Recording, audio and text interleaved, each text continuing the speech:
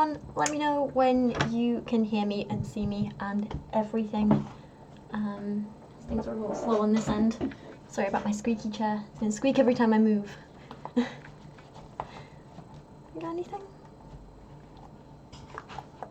You see there's a few of you here, which is nice. Let me do this. Let me change to all chat. There we go. Is this going okay? Let's give it a few more minutes before we like properly start. And also let me tweet this out while I'm still here. Or before we properly start. So we're going to be playing a game today, which is quite exciting. It's the Sherlock Holmes game that I spoke about in a video. Sorry, you'll have my full attention in a second.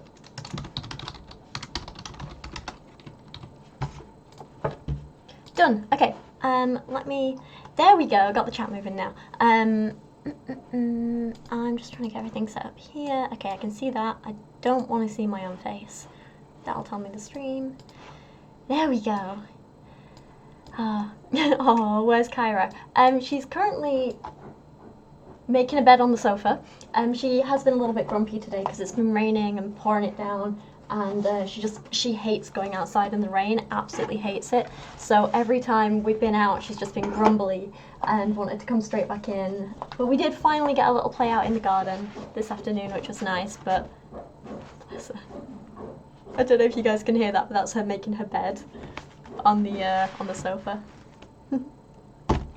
Okay, so what we're going to be doing today is, this is the game that I reviewed a while back. Well, actually no, I reviewed the first kind of volume of this in a short video a while back, and this is the Sherlock Holmes Consulting Detective game.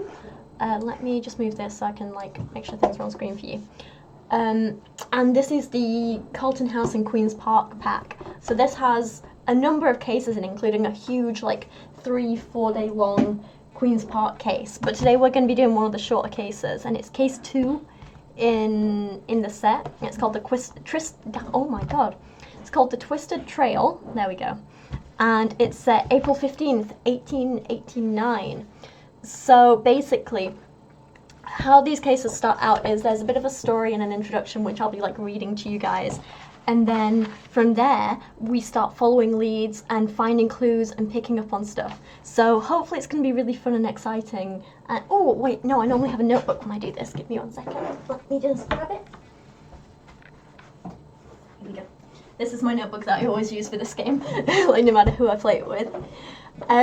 Hopefully we won't have anyone popping in the chat with any spoilers or anything like that, but if we do, I'll try and block it and move it and hide it before anyone sees, and if any of my moderators show up, you can do the same thing too.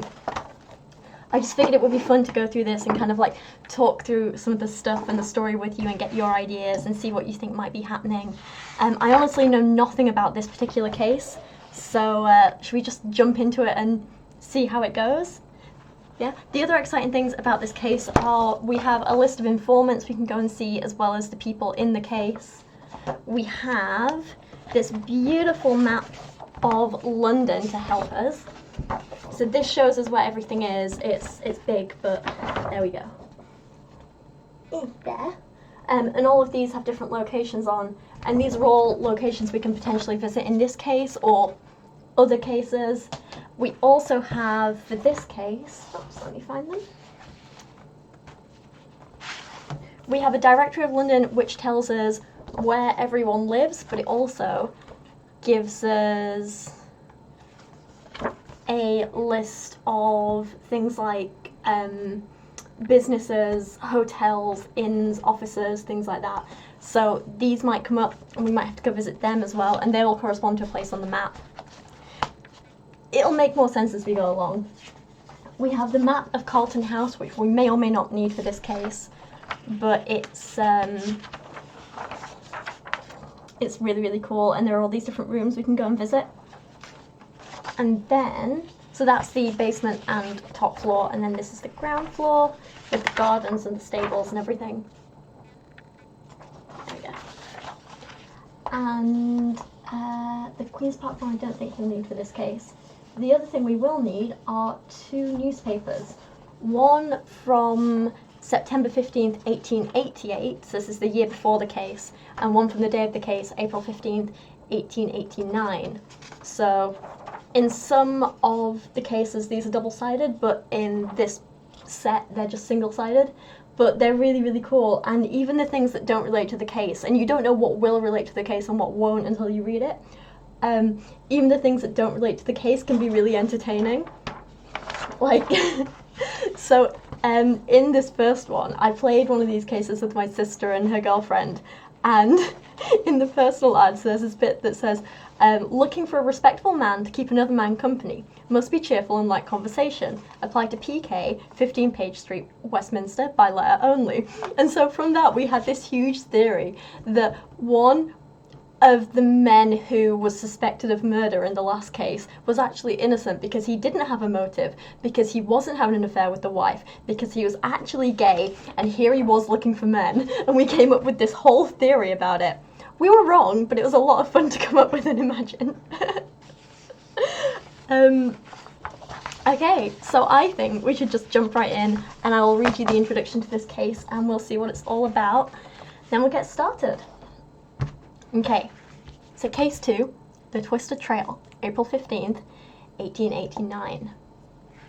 Mr. Holmes, it is a matter of life and death. May I call you Sherlock? Mrs. Sweverley, Scarlet. Mrs. Sweverley, I consider each client as variable of an equation that provides the known elements of the underlying facts of any given mystery. My work involves finding missing pieces and solving mysteries. Should I decide to take your case, and I will only if it arouses my interest, I shall only accept facts from you. Just gonna throw out, I love how this is written. It is just like reading like a Sherlock novel. I love it. Isn't it simply wonderful to hear a man speak in such a fashion? It's absolutely irresistible. I've been told that you are one of the greatest minds in London. None of us could resist the charm of Mrs. Scarlet Sweverley. She greatly impressed us all from the moment she entered, swirling in our apartment of 221B Baker Street 10 minutes ago. She's wearing a pale yellow hoop skirt, according to the American fashion diktat, which leaves us a little space in the room where we are all crammed in. Her shoulders are draped with a Spanish white lace shawl accentuating the blondness of her hair. Words. Her complexion is fair, her skin is smooth and translucent, only her cheeks are rosy. She is a woman of breathtaking beauty in her mid-20s. She's over 5 feet tall and carries herself with grace and confidence. Finally, her accent suggests that she originates from the southern part of the United States. Don't ask me to do the accent. After introducing herself, she seats herself comfortably in the little sofa, covering it entirely with her ample hoop skirt. From the moment she came in, Watson hastened to her side and is still standing by the sofa, as if waiting for her to give him an order. Nothing can wipe the large smile off Watson's beaming face, not even Holmes's demonstration of insensitivity to the southern charms incarnated by Miss Sweverley. "What is this matter of life and death you're speaking of?" asks Holmes, seated in his wicker armchair. "It concerns my brother, Mr. Holmes. His life is in danger." Mrs. Sweverley opens her pouch embroidered with pearls, which she held tight with her gloved hand. She takes out a yellow handkerchief and gently wipes her eyes. This manifestation of despair brushes off Watson's smile, while giving Holmes time to take a cigar from the coal scuttle. Mrs. Sweverley has recovered her senses and resumes. "Robert is here somewhere in London, faced with a group of men who want him dead." "Oh, my dear one." Watson now sits down at the far end of the sofa and tries to comfort the charming Mrs. Sweverley. "Thank you, Doctor. You're so nice." Watson smiles again. Holmes sits back in his wicker chair, exhaling the first puff of his cigar. "What is your brother's full name?" he asks. "Robert Lee Lavoisier? Lavoisier is French. Oh, there we go. Oh, your ancestor's French. Yes. Please tell me what happened from the beginning. Do not leave anything out. I only want the facts. Don't give me your impressions before I ask you to. Go on." "Our family is from Savannah, Georgia. My grandfather settled there after Waterloo. He was among the vanquished, alas. He succeeded very well in America, and by the 30s he owned a fairly large tobacco plantation. My father was born and raised in Georgia, and so was my mother, Thus, my brother and I are born Americans. My father was an officer in the Confederate Army during the Civil War. He had joined Robert E. Lee and other Georgians in the 1st Regiment of Georgia. He admired Leah so much that he named my brother after him. My brother was born during the first year of the war and I during the last. My father survived the war but not peace. The slaves were freed and my family lost all its fortune. Deserved. My father started drinking and only lived on reminiscences. We survived thanks to a small income made from sharecropping. My mother made sure we received a good education and relied on my brother to restore the family's fortune. My brother Robert established himself as a tobacco broker 3 years ago, and through hard work and money he borrowed from my husband, he perfectly succeeded. Last year he expanded his business and engaged in exporting, partnering with Macaulay Trae of London. The business grew as Trae increased his orders. This year my brother had to borrow huge amounts of money to buy the tobacco he needed to honour Trae's orders. He borrowed again from my husband while mortgaging the plantation. The cargo of tobacco was shipped, but Trae never paid. Ruin threatens my brother. The plantation will be lost. This will destroy my father. Furthermore, this loss of money could lead my husband to bankruptcy. She pauses to wipe her eyes and get her breath back. Watson, who no longer smiles, looks at Holmes with apprehension. The latter is busy scrutinising a cigar that is rolling between his fingers. He faintly smiles at the sight of Watson's face. Robert was ready to kill when he realised that his dreams were collapsing all around him, and was obsessed with getting his hands on Trae. He took the first boat departing Savannah. I followed him, taking the next boat. He must be stopped before he kills Trae, or Trae kills him. I beg of you, Mr. Holmes, you must help me find Robert. Why do you think Trae would kill your brother? My husband investigated Trae's... My brother investigated Trae's priors and found out he is a notorious criminal. I am certain he will not hesitate killing if needed be, and given Robert's state of mind, murder is the only way out. This matter rather comes within the competency of the police than mine. Holmes raises from his armchair and throws his cigar into the fireplace. Do you know where your brother is? No, the boat he took was going to Le Havre. From there, my brother was to cross the channel to get to London. He should have arrived at Le Havre on the 13th. I arrived in London yesterday on board of the Louisiana. I could find neither Robert nor Trae. So today's the 15th. He arrived 13th. She arrived yesterday the 14th. Okay. You said a little earlier that a group of men wanted to harm your brother. Who are they? Well, given Trae is a criminal, he must be supported by henchmen, don't you think? Oh, you must help me find my brother, Mr. Holmes. Mrs. Sweverly burst into tears. As I said, this is a case for the police. It has more means than I have. Holmes walks up to the door and opens it. Good day, Mrs. Sweverly. Oh, brutal, Holmes. Holmes, you must help her. You can't just leave, pleads Watson.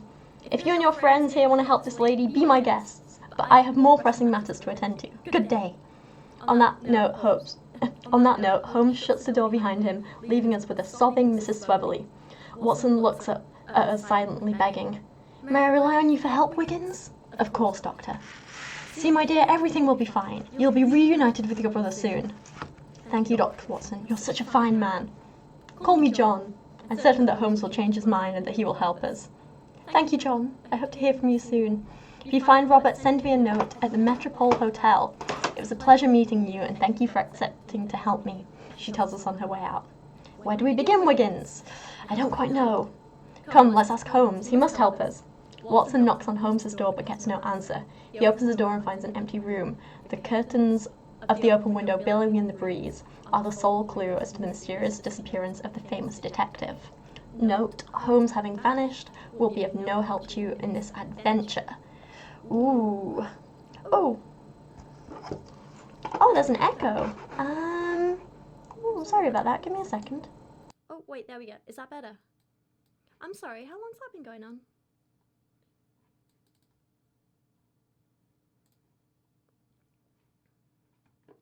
Is that okay? Is that better?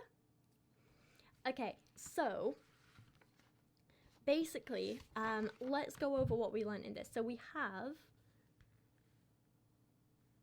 yeah, hopefully audio is better. We have Scarlett Sweverly. and oh, Swellville. Names are hard. And her brother is missing. So her brother is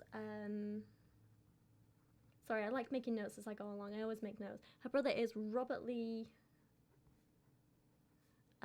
Lavoisier.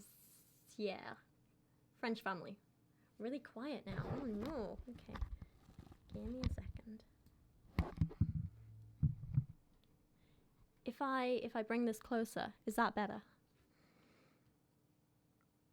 I'm afraid I can't make my audio any louder, so something's still not good. Okay, give me a second.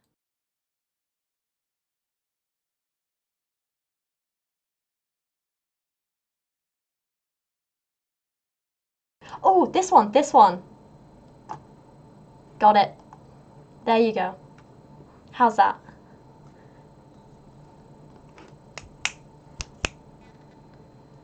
Yeah. Okay, tell me how that is. Better? Okay, people are saying better. A bit better. Okay, brilliant.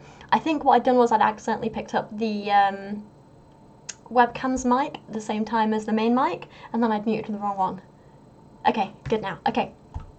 So, to summarise, we're going over what we learnt in this introduction. Sorry. So, Scarlett Swellville is a southern woman from America.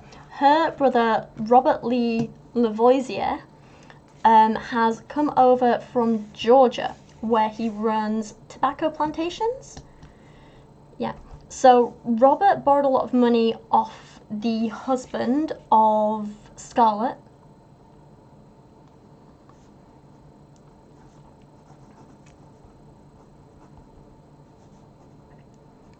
He paid back the first lot, and then he couldn't pay back the second lot, and he has mortgaged his house as well.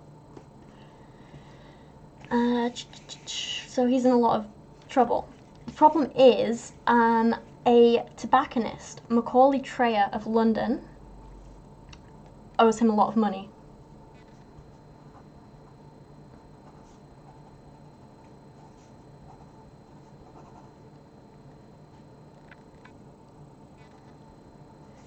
Macaulay Trae. He's a tobacco merchant, is he?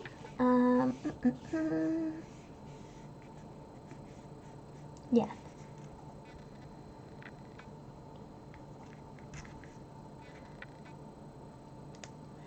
People are asking about how the name is pronounced. Robert's surname is Lavoisier. Like Lavoisier.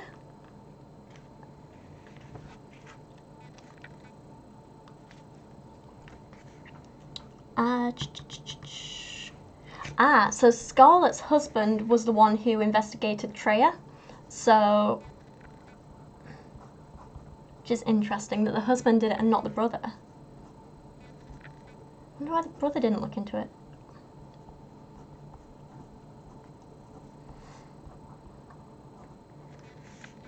Apparently he's a notorious criminal.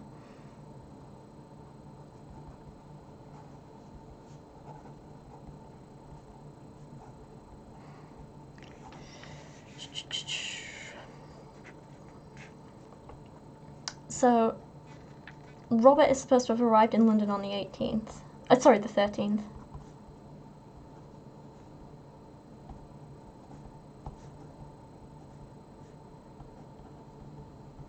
Scarlett came on the 14th. And now both Robert and Trae are missing. Okay. Oh, that's sweet, Annie. Shout out to my son, he loves your videos. Oh, thank you. Oh, I hope he's okay. And tell him thank you for watching. That's really sweet.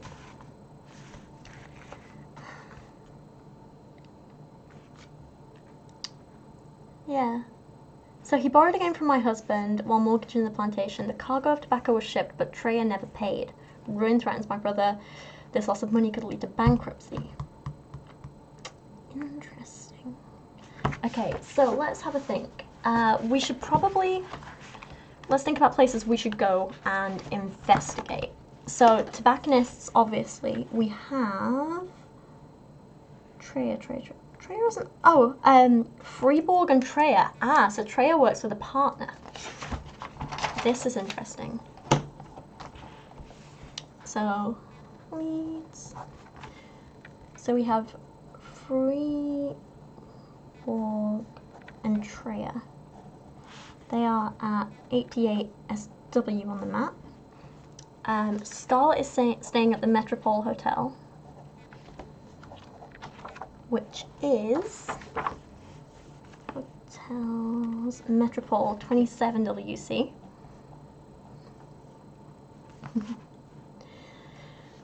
Could we go to, where would they have come in?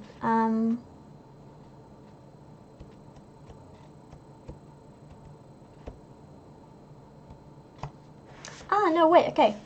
Robert should have arrived at Le Havre on the 13th, which was in France, and then he was going to cross the Channel to get to London. So how would people get to London? He might have arrived at London on the 14th as well. Okay, we have auction houses, banks, barristers' baths, boarding houses. If we find out where he came in, we can maybe look at boarding houses nearby. Booksellers, carpets, charities, chemists, churches, clubs, coroner's office, cycles, maybe bikes. Oh, docks. Okay. Commercial docks, East India Docks, Limehouse, London, Outer Docks, St. Catherine's, Shadwell, West India Docks. I don't know which one he would have come in on. I guess we can go visit them all. What do you guys think?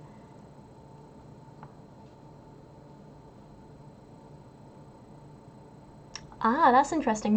Mortgages, loans and debts, they ought to be records of those at the bank if they are arranged above board. That's an interesting prospect. Okay, maybe we can look at a few of the docks and see. So probably not the commercial docks. East India would have been trading docks as well, I think. So there's Limehouse. Let's try London docks first. I just like to make a list before I kind of like go any further. That's 94E. Outer Docks, I'm not sure where that is. 98E. St. Catherine's. 93E. Shadwell, New Basin. 95E. West India, probably also trading, I'd say. And let's add Limehouse in here as well. You can always come back to this if we need to. 96E. So I don't think we might need, I don't think we'll need Carlton House for this. But, this is interesting. Under insurance companies, we have Lloyd's Shipping, Reg, whatever Reg stands for. Maybe we could potentially talk to them, see if they insured the shipment, maybe.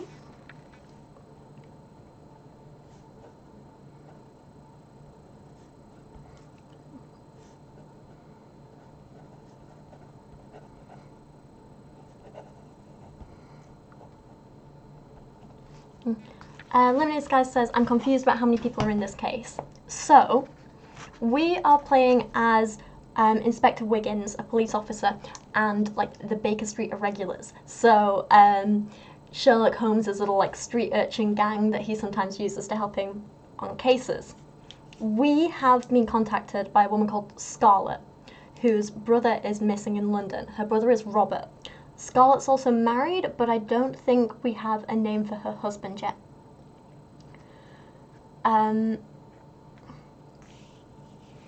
Robert came to London because he borrowed money off Scarlett, his sister's husband, and mortgaged their house to like pay for tobacco, which was shipped to a tobacco merchant in London called Macaulay Trae. Macaulay Trae never paid. So now Robert's in a lot of debt. So he came to London looking for Macaulay.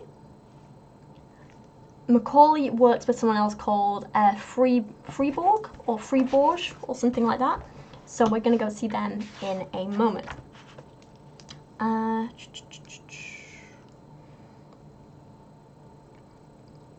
at the minute, nothing else in here is really standing out to me, but we can come back to it. We might need that in a moment.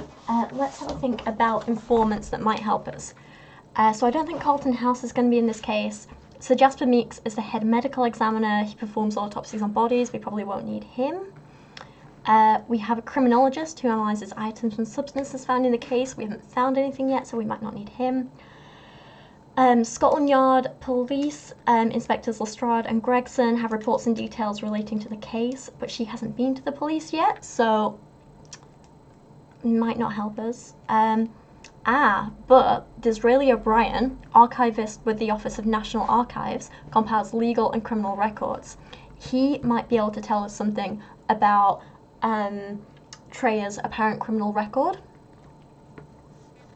So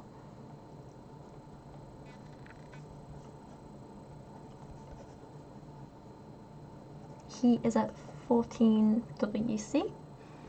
Somerset House is records of births, deaths, marriages and wills. Probably won't need that yet. Edward Hall is a lawyer at the Old Bailey, source of information on court cases and legal affairs. We might need him, but maybe not yet. Porky Shinwell, owner of Raven and Rat Pub, source of information on all illegal affairs and underworld figures. He might be able to tell us something, I reckon.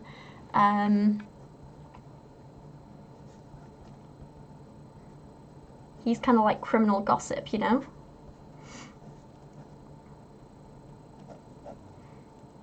He is 52 EC. Fred Porlock, member of the Underworld, leaves coded information about the activities of Moriarty.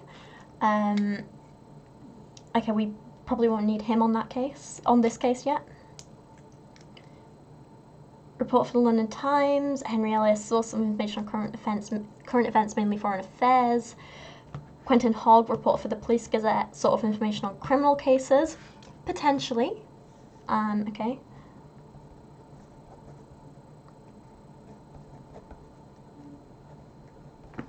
Mycroft Holmes, related to all things politics and government, obviously.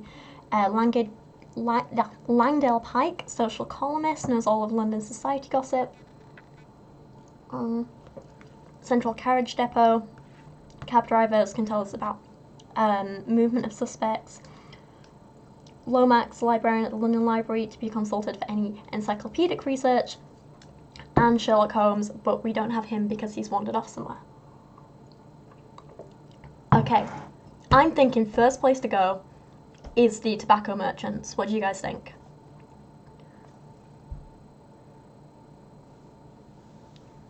So it's just like Sherlock RP. Yeah, exactly. It's amazing. Villa says, yeah, see if the tobacco dude has any records on being sued or debt, etc. Yep.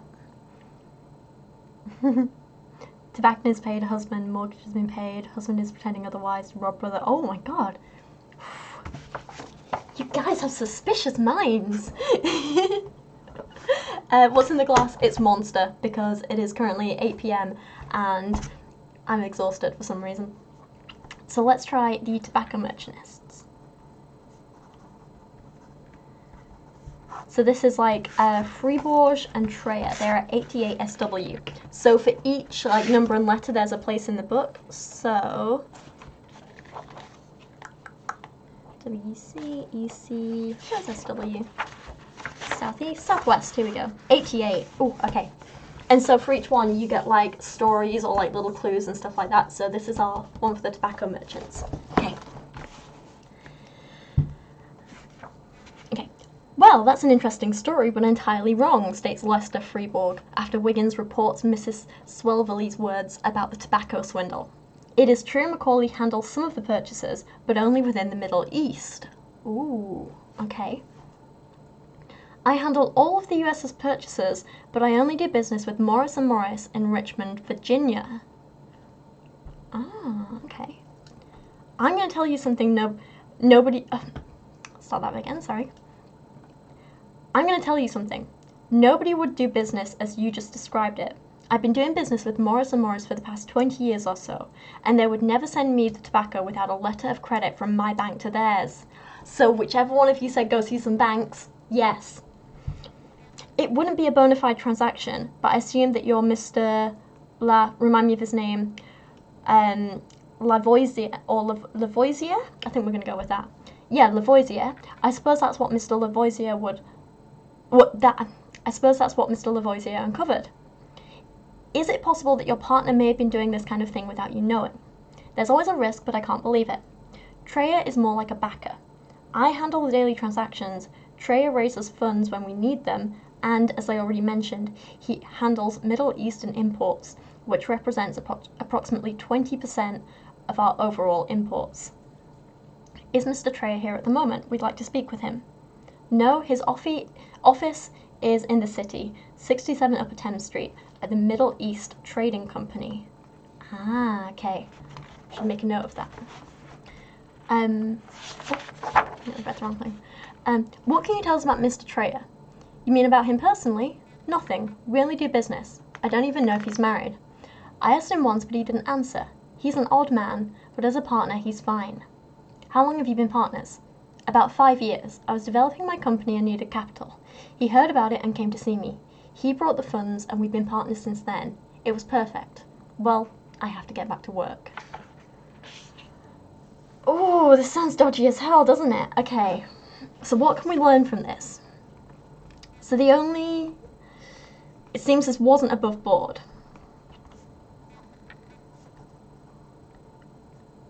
We could maybe try talking to the banks.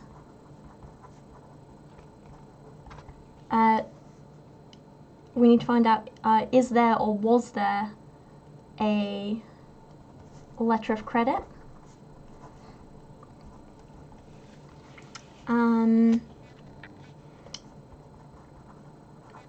Trae is supposed to only do business with the Middle East.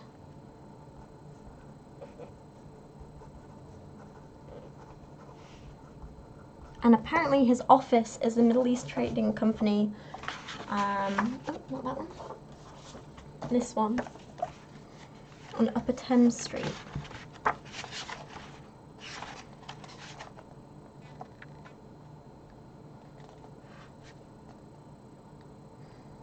Where did I find this on here?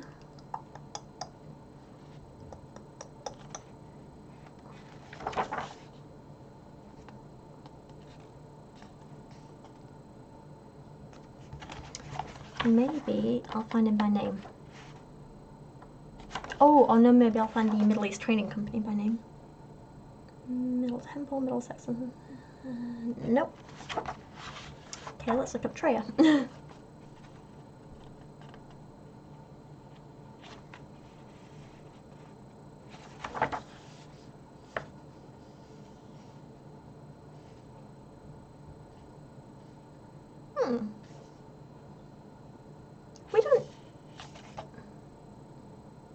We have no Traes in the directory.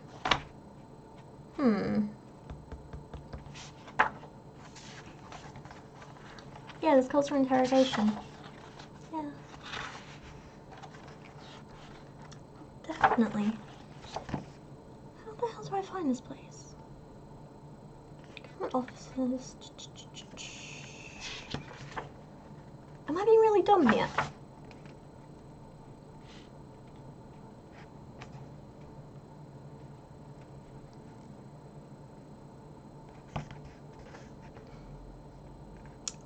What would the Middle East Trading Company come under? Auction houses, banks, barristers, baths, boarding houses, booksellers, carpets, charities, chemists, churches, clubs, cocoa manufacturers, coroner's office, cycles, dentist department stores, detective agencies, docks. We do still need to... I guess we might need to go to the East and West India docks. Okay, not the point. Embassies, florists, furriers? Government officers? Probably not. Guides, gunsmiths, hospitals, hotels, inns of the courts, insurance companies, jewelers, libraries, map sellers, markets, music halls, newspapers, parks, pawnbrokers, police stations, post office printers, prisons, settlement houses, public houses, restaurants, Scotland Yard, shoemakers, solicitors, Somerset House, records, sport, stables, stationers, stations. Ah, like train stations. Steamship companies. Ooh, steamship companies might be useful. Synagogues, tailors, tea merchants, tea rooms, theatres, tobacconists, watchmakers and wine merchants. None of these are the Middle East Trading Company. Okay, 67 Upper Thames Street. Where is that?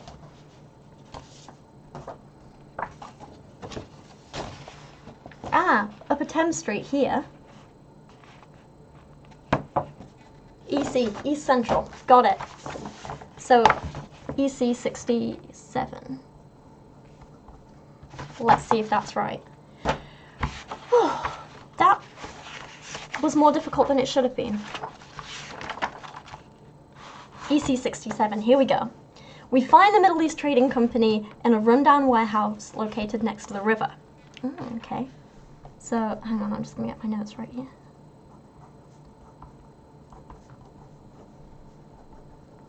So this is where we should apparently find Trae, but we're not sure. Despite its advanced state of deterioration, trucks are being loaded and unloaded, and inside the warehouse there's a whole stock of crates from all over the world. We're approached by a tall, blonde Irishman who oversees the work of a team busy with a freight. Can you tell us where we can find Mr. Trae? Is he expecting you guys? No. So you won't see him. Rude. Can you tell him we're here about Robert Lavoisier? Wait here. The Irishman goes to the back of the warehouse, knocks on a door, and disappears behind it. A minute later, the door opens and he signals us to come. We enter a room where two men and a woman work over a cluttered desk. The Irishman points towards another door ajar with his thumb. We pass through it as well and find ourselves in an office that is larger but just as cluttered. The Irishman stands right behind us and shuts the door once we are inside. His massive body leans against it while we're standing before a large desk. There is, behind the desk, a man even more massive than the Irishman. Trae, for we believe this is him, is nearing the 40s and seems to have spent more time unloading trucks than working at a desk. So I guess he's quite muscly. And, oh, thank you so much, Sarah. Oh, appreciate you. Thank you.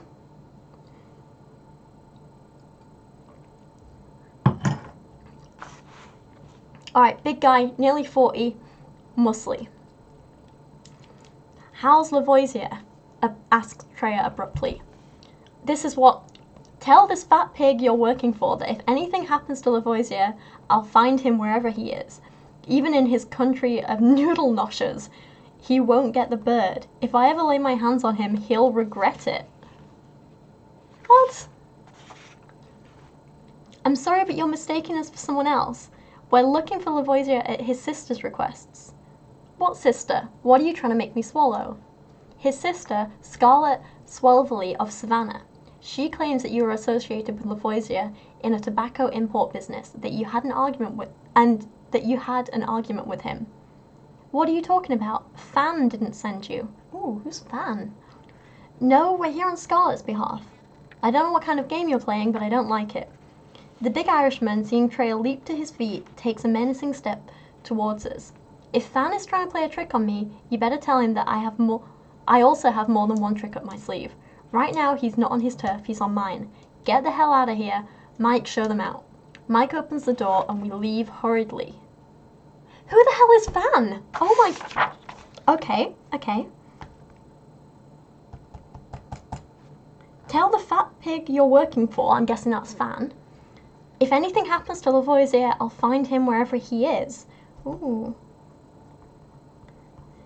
Fan is literally spelled F-A-N. I'm thinking we look him up in the directory.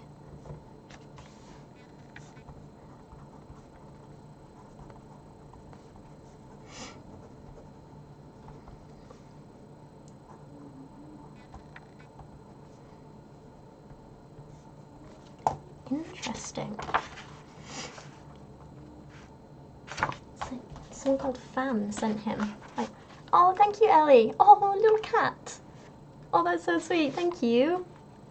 So I'm wondering... Is no one called Fan under tobacconists?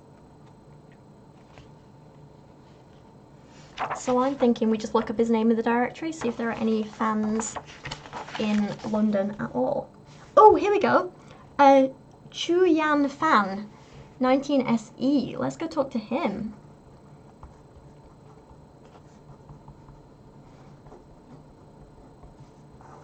See, this is what I mean. This is a really fun thing about this game. Like, you have this whole plan of, like, I'm going to follow all these leads, and you end up going to none of them because you just end up going on this other journey and, like, meeting more people. And then you end up going back and find out more things, and it's fascinating. I love it. Let's go speak to Mr. Fan, 19SE. I'm guessing he sounds, yeah, someone in the chat said, could be Chinese. I wonder what he's doing for Trae under the disguise of sending him tobacco. Yes. Yeah, I'm guessing this guy is maybe Chinese, which is why he's like working with him in some way, because apparently Trae does like the Middle Eastern imports and stuff. Let's find this out. 19SE. Okay. When we arrive at Chu Yan Fan's, his servant informs us that he is absent. Can you tell us when he'll be back? Alas, my master makes no confidences to his poor and humble servant. He may have left for the evening or for a few days. My master does as he pleases. Ah. So we're not going to find him here. But if he has a servant, he clearly has some money. So, what do we think? Should we go and speak to... Okay, we've done this. And we haven't done anything else. I think we go look up the legal and criminal records. We go speak to Porky Shinwell, the criminal gossip guy. And we're going to go speak to the crime journalist as well, I'm thinking. Oh, Dave's here. Hello, Dave. Yeah, someone said... This is going to sound horrible, out of context. Noodle nosher is probably a reference to East Asia somewhere. Yeah, I think it was like a racist term relating to our Mr. Fan guy. Okay, let's go 14WC and see if we can find out any criminal records. There might not be anything official, so we might not find anything here. No. Disraeli O'Brien states after searching for a while, no, your Mr. Macaulay Trae seems to have stolen the rights of the law. He has a clean police record. That's annoying.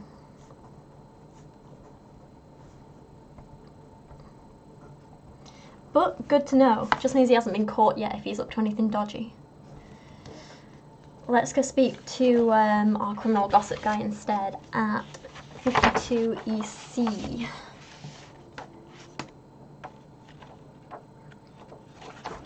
We need to learn where the areas are in the book. Here we go. Okay. So this is Porky Shinwell, the criminal gossip person. He works in a pub. Or we find him in a pub. He may just be an alcoholic. Okay, well guys, you're asking quite embarrassing questions here, especially when you throw names at me like Trae, says Porky, courteous as ever. And I really can't tell you much. Must watch over me. If you really want to see Trae, you'll probably find him in the Middle East Trading Company's warehouse, 67 of 10th Street. Damn it, we've been there. I can tell you that there was a kind of fat Irishman who relayed instructions to a few guys, and the order is to try spotting a Frenchie. That'll be Robert, because he's got like the French name. Thank you, Porky. Are you sure you can't tell us anything more? As I said, Wiggins, old boy, I can't stick my neck out, and don't go stick yours out either. I heard that Chinese mob is quite relentless nowadays, not good for business at all. Damn it, so, Chi Yan Fan, Chinese mob. I'm wondering if the Irishman that we spoke to, where was that? 60, oh, it's right here. The Irish guy is called Mike, but we don't have a name for him. He might be something.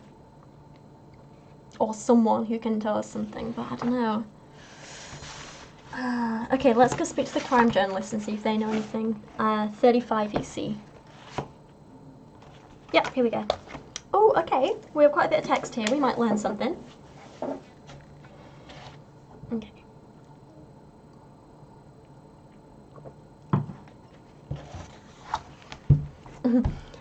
think that now you'll be able to open the door, exclaims Quentin Hodge after apparently shifting a couple of mountings of books and crates. Sounds like my house. Good afternoon, Quentin. Happy to see that you didn't get buried alive in here since we last saw you. Wiggins, my friend, to what do I owe the pleasure? Did Holmes send you over to do work for him? Again, asks Hodge, chuckling. We were wondering if you could tell us anything about Macaulay Trayer or his partner Lester Freeborg. Our investigation seems to lead us to them and a Frenchman, Robert Lavoisier. Can you help us? I heard about this Trayer. For a while I kept tabs on the rumours about his involvement with the London mob, but I never found any evidence showing the truthfulness of these gossips. Neither did law enforcers. Obviously, for he doesn't have a criminal record. This would mean that either he didn't commit any offences, or he has powerful backings. Maybe like the Chinese mob. I never heard of his partner, the man you mentioned earlier. However, the name Lavoisier was brought up in a few criminal cases in France. I understood quite some time ago that despite the existing links between the cases here and the ones on the other side of the channel, I had to limit my field of expertise and action to London. You should see Henry Ellis at the Times. He always keeps very abreast of all criminal matters and plotting thereof on the continent. Thank you, Quentin. Ah, okay. So,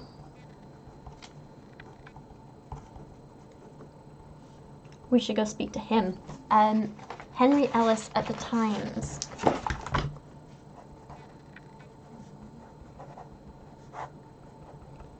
He can probably tell us about Lavoisier's.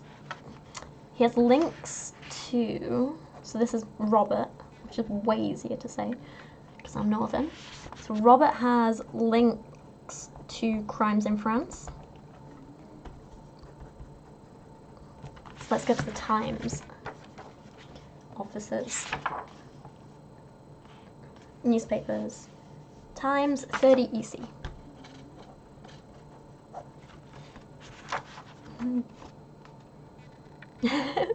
Oh, Dave. Do a Kyra, remember to link the video. So cute. Oh, here we go, we got it. Come on in, Wiggins. How can I assist you today? Good afternoon, Henry. We're following a quite twisted trail, and I don't know if you can help us. A Frenchman seems to have been involved in our case, and we are wondering if you knew him. It's possible. What's his name? Robert Lavoisier. You hit the mark, old pal. Lavoisier blindly follows Girard's orders, and Girard is known for being the underworld's leader in France. Ooh, a new name, okay. The latter is very powerful and very sheltered from the law. You don't want to mess with this kind of people, my friend. Ooh, okay. So, Robert works for Girard. This is spelled G-I-R-A-U-D. He's like underworld leader in France.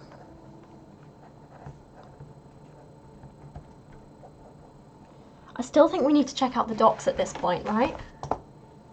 But I'm gonna look him up in the book and then see if we can find him. Ah, here we go. Roger Girard, 4EC. Okay.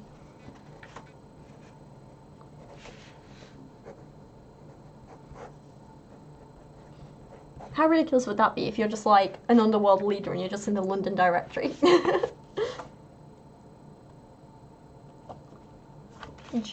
Girard, yeah. He's the only one in the book, but he doesn't have a thing, so that's obviously not him. He's the wrong one. So, let's speak to someone else instead. I think we go check out the docs. See if we can find out who came in, when, and where, maybe. So let's do docs. Tick that off. I'm also going to add the East and West India docs onto our list as well to check out. So, East India is 99E, and West India 97E.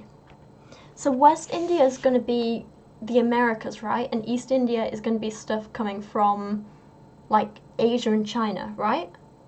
Am I getting that right? Yeah. Oh, Paul says it's pronounced like Juro. Ah, okay. Thank you. Oh, I guess French, yeah. Okay, thank you. Like Juro. So terrible at French pronunciation. Oh my god, words. So, let's check out the docks. So we need to go to East London. It's here. Okay. Let's try the London docks first at 90. Wait. Oh no, it's Essie. Damn it. That's just the East. I thought I had it.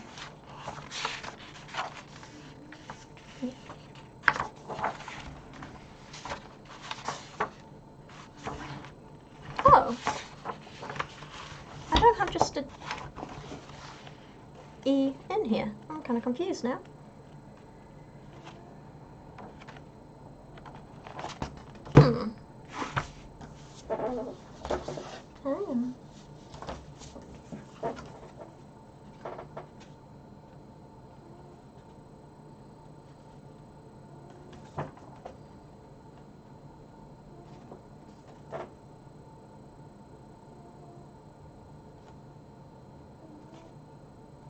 I guess we can go see the commercial box at 66S, but that's not on the list.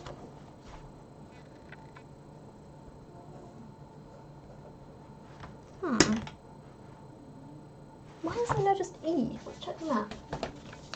Southeast, East Central, Northwest, WCSW. Oh.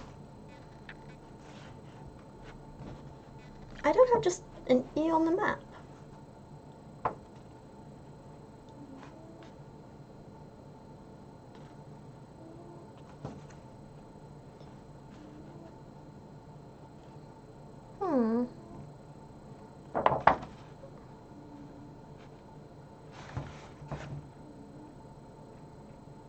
I guess there's no just S either.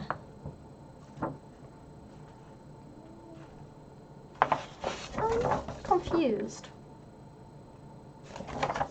You know what we haven't done? We haven't looked at the newspapers. Let's have a read through these. So it's not going to be Carlton House because they're in the south.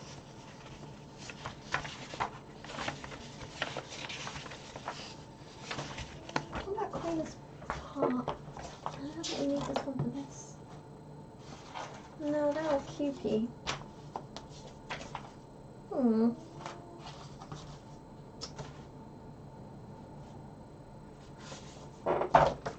Let me look that up in the book in a minute. Wait, no, what do I want? Sorry, I'm getting stressed now. There we go. Let's read the newspapers and then we'll look at the docs. So I'm very confused.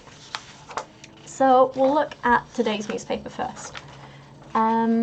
Personal, exchange the frog for the bird. AA.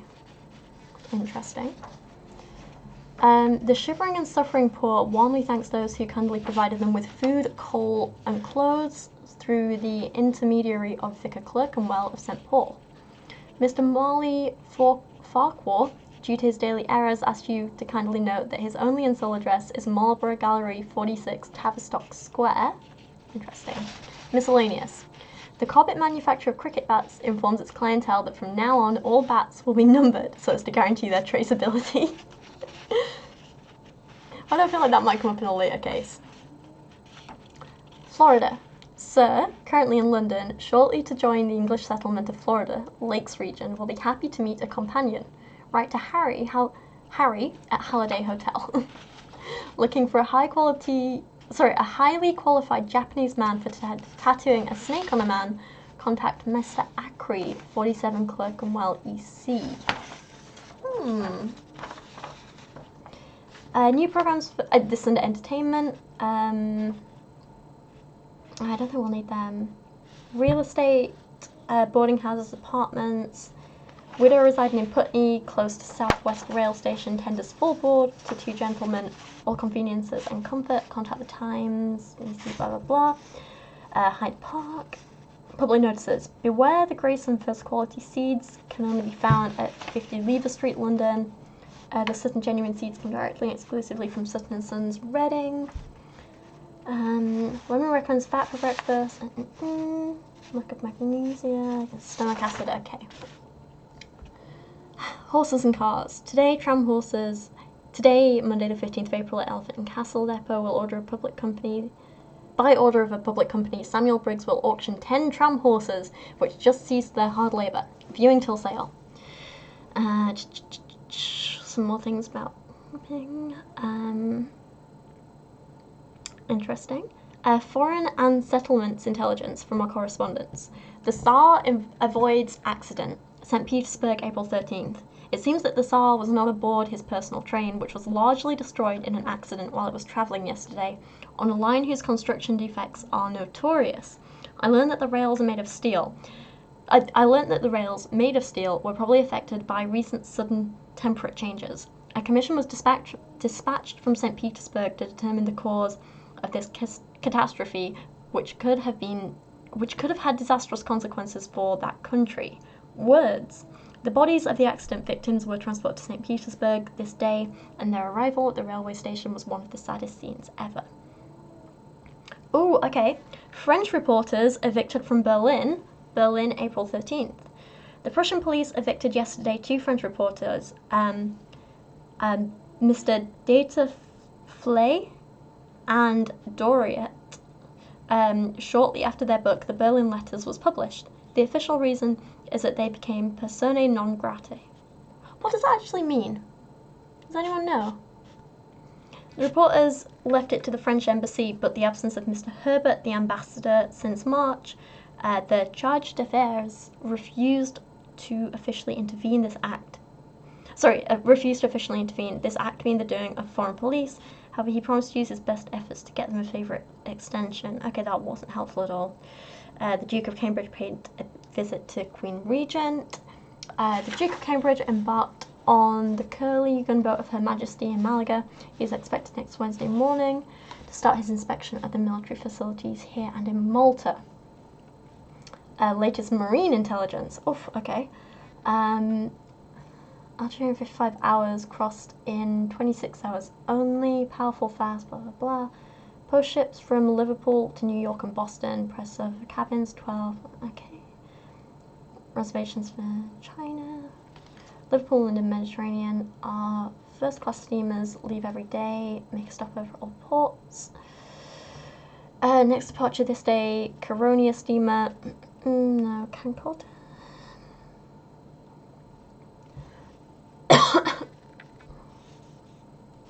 Shanghai on April 10th. The Melbourne, owned by the Marine Goods Company, arrived from Marseille and will remain dry docked for a week. That's too early to be important, right?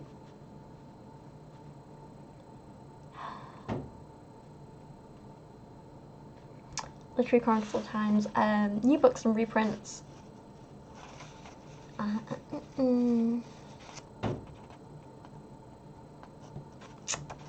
And a novel published by Jules Verne.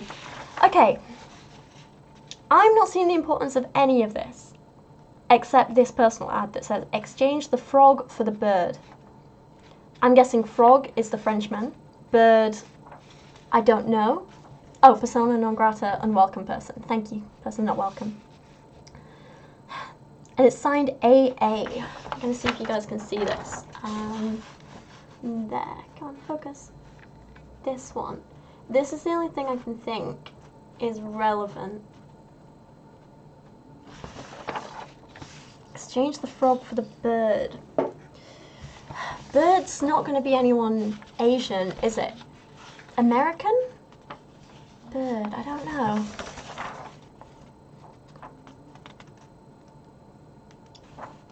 Sometimes the old newspapers can help you in cases, but this was from a year ago, so I don't see how this would help.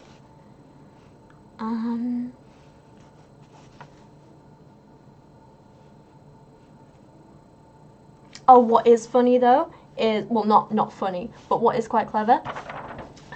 This one has the newspaper from last year, 88, has a new murder in the East End. The discovery last Saturday of the body of a murdered woman, in the same way as Mary Ann Nichols in Bucks Row last Friday of August, has once more plunged into total anxiety in the Whitechapel district. Indeed, numerous similarities have been found between both cases, given that the victim had her head almost severed from her body and was entirely disemboweled. The latest and fourth unexplained crime in this district surpasses all others by its savagery. Clearly a reference to Jack the Ripper. I think that's smart. Yeah, bird could be US as their symbol's an eagle. Was it at this point though? In the 1800s? I don't know. Bird is British slang for chick. True. There's lots of stuff here about boats and like how fast they are, but I don't think any of them are relevant. Liverpool and London Mediterranean. Calcutta through the Suez Canal. Direct line from Liverpool. Fast line is regular departures. Nah, I don't know. Struggling here. And why aren't the docks in the book? Why can't we go to the docks? Let me have a look in here. See if there's any mention of it.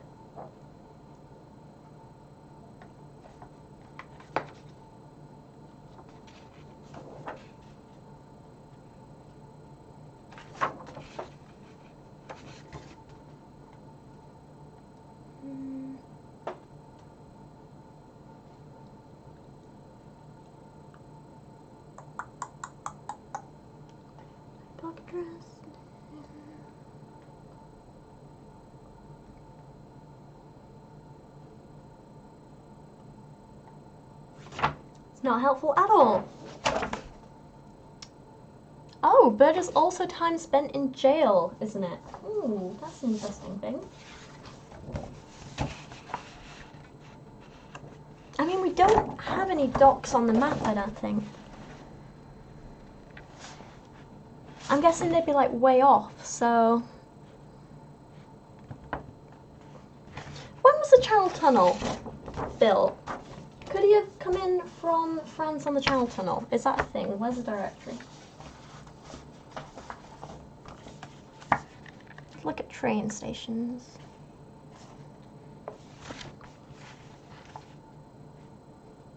Well, there's St Pancras, which is where it is. 49WC. Let's look that up, just in case.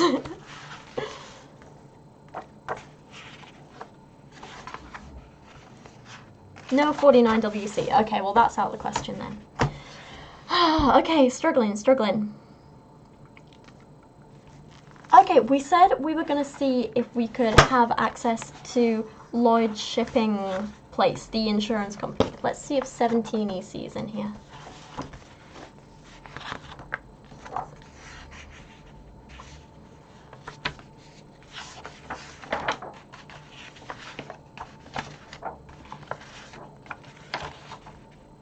No 17EC, great. What are we missing?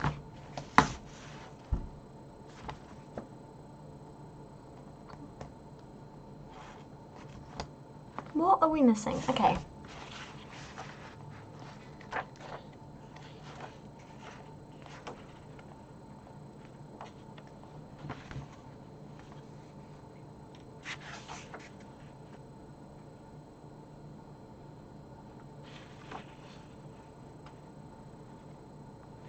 So, the boat he took was going to Le Havre. I'm guessing that's somewhere in France, right? Oh, thank you, Olivia. Thank you for the donation. And bird can also refer to drugs. Ooh. Okay. What if French embassy? Could they help us? Or, like, Chinese embassy? There are embassies in here. We have American, China, France, Germany, Russia, Spain. Let's go to China and France, the embassies. Okay, if we can't do the docks, the embassies. China is 38NW and France is 59SW. Okay. Yeah, so swapping a French target or captive for drugs would make sense. He was selling green goodies to Trae. Bills of landing if you want to know which voyage by which ship supposedly had the tobacco. Ah, so we could go see someone about some documents like that. That's a great call, thank you. Alright, let's try the embassies to see if we have any luck here. And if not, okay, I'm at France first, so we'll do this one, 59SW. This is a French embassy. Le Havre is on the coast of France. Thank you, Louisa. Okay, we're admitted to the office of the Cultural Attaché of France. What can I do for you? It might seem strange, but we have the name of someone who we believe is probably French. It's a long story, but maybe you've heard of him. There are many Frenchmen. Yes, but we're only interested in the one named Robert Lavoisier. On hearing this name, our host becomes tensed in his chair and his smile wipes off his face. It's a well-known name in France and associated with an even better-known one, Jeroen, the guy we heard about earlier. Both are renowned amongst mobsters and political circles. I shouldn't tell you more, but my friend, you're playing with fire, and if I was you, I'd be careful. Now if you'll excuse me. No one wants to talk to us about this. Oh, okay, so Robert and this Jeroen guy. Bad news.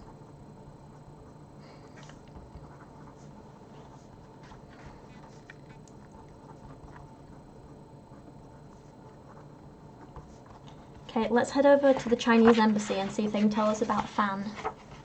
38NW. Oh. I got nothing for the Chinese embassy. Let me see if I copied that down right. 38NW.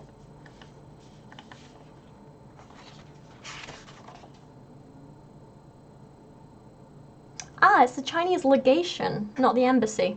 But either way, it's not in the book. We've got nothing to do there, apparently. Okay. So. Ah. Government officers. Tell me if any of these stand out to you guys. Colonial Office, Foreign Office, Home Office, India Office, Office of Records, Houses of Parliament, Printing Office, War Office. Ah, what about the Foreign Office, maybe? What was wrong with the Jeroen in the phone book? And he just, there was nothing for him in the like storybook. Probably means they don't have the same thing happen to them if there's a whole mafia thing going on. Try the people who know about the underworld, unless you already did and I missed it. Yeah, we spoke to who we could about that. I'm not quite sure who else to speak to in terms of that. Maybe we can find someone. I do think we should look at some of the records and stuff. So, the Foreign Office, Colonial Office, and India Office might be able to help us. They're at 91, 92, and 94 SW? What do you think? Yeah, Foreign Office. Okay.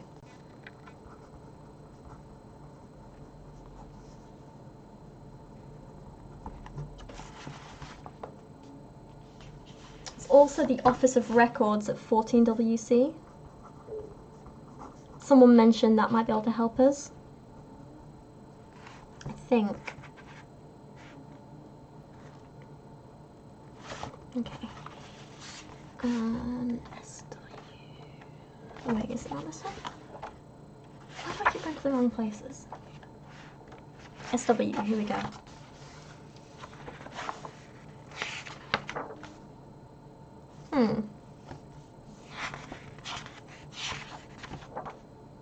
Nope. So nothing in any of those office places, but 14WC is the Office of Records. Is that going to help us? SW, NW, WC, 14. Oh no, we've already been there, damn it, because you had a clean criminal record. Oh, okay. We're struggling now. Let's think.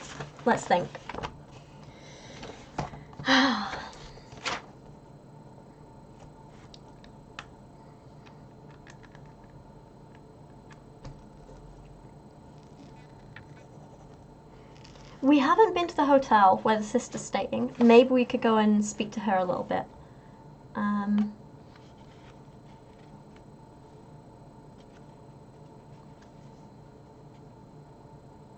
27 WC, let's try that, okay.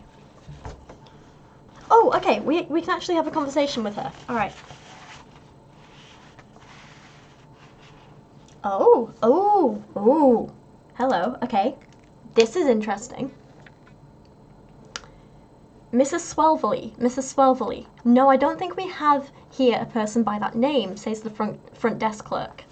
It must be Miss Engels, says another employee who is sorting the mail behind the desk. That's Winifred, the widow, and Swelvely was her married name. How do you know? She told me so today, a bit earlier, when she was on her way out.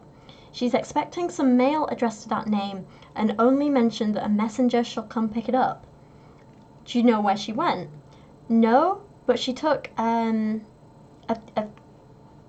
fiacre, and a car from Conrad's came to fetch her luggage. What is that? F-I-A-C-R-E. This is interesting. Didn't she ask that her mail be redirected? No, as I said, there was a message from Cummings and Goins, Cummings and Goins, that's funny, that came to pick up her mail. Is there anything for her at the moment? No, I'm sorry, I have nothing more to add. Oh my god, okay, this is huge. Alright, okay. Ah. So she told us her name was Scarlett Swelvely, and now she's saying her name was Winifred Engels. What? Okay.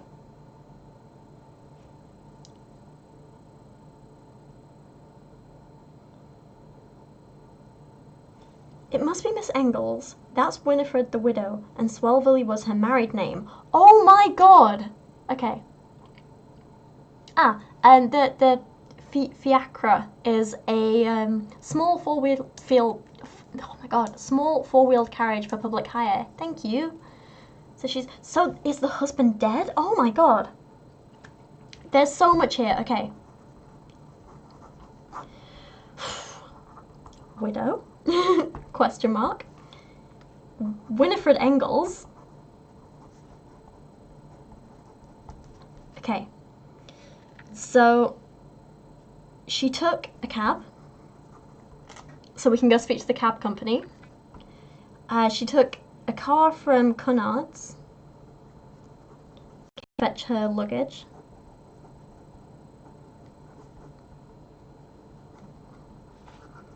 There's a messenger from Cummings and Goins. That's so funny. Came to pick up her mail.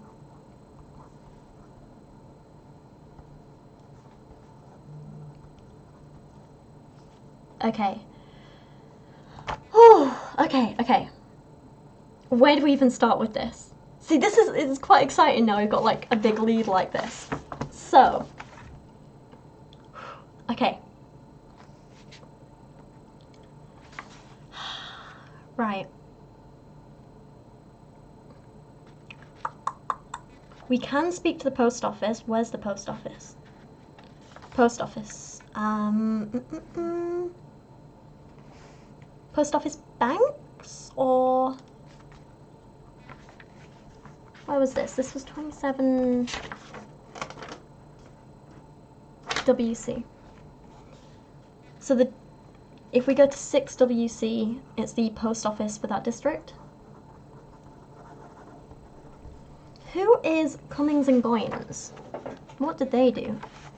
Because they had something like a message for her, right? Cummings and Goins is 6 SE.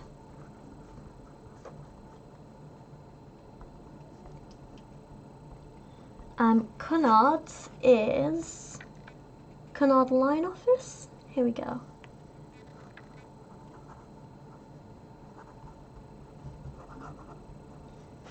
Is 83 EC.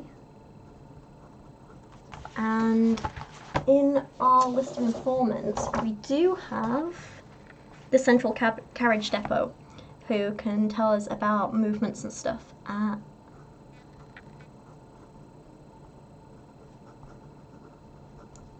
5WC.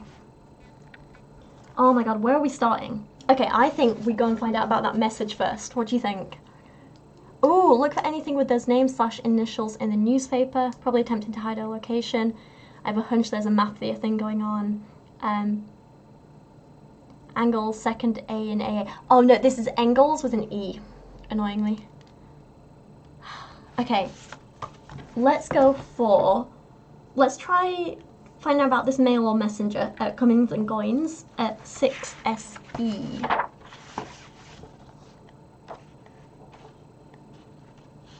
Here we go. An employee of Cummings and Goins agrees to provide some information. We must pick up the mail addressed to either Miss Engels or Mrs. Sweverly at the Metropole Hotel and deliver it to the Borough Boarding House, here we go, at 86 Southwark Street. Okay, let me make a note of that. So, mail to the Borough Boarding House. As a matter of fact, she was here not so long ago. She wanted to know if we had messages for her, but we didn't.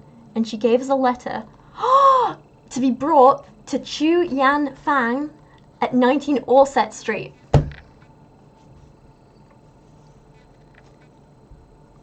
Yep.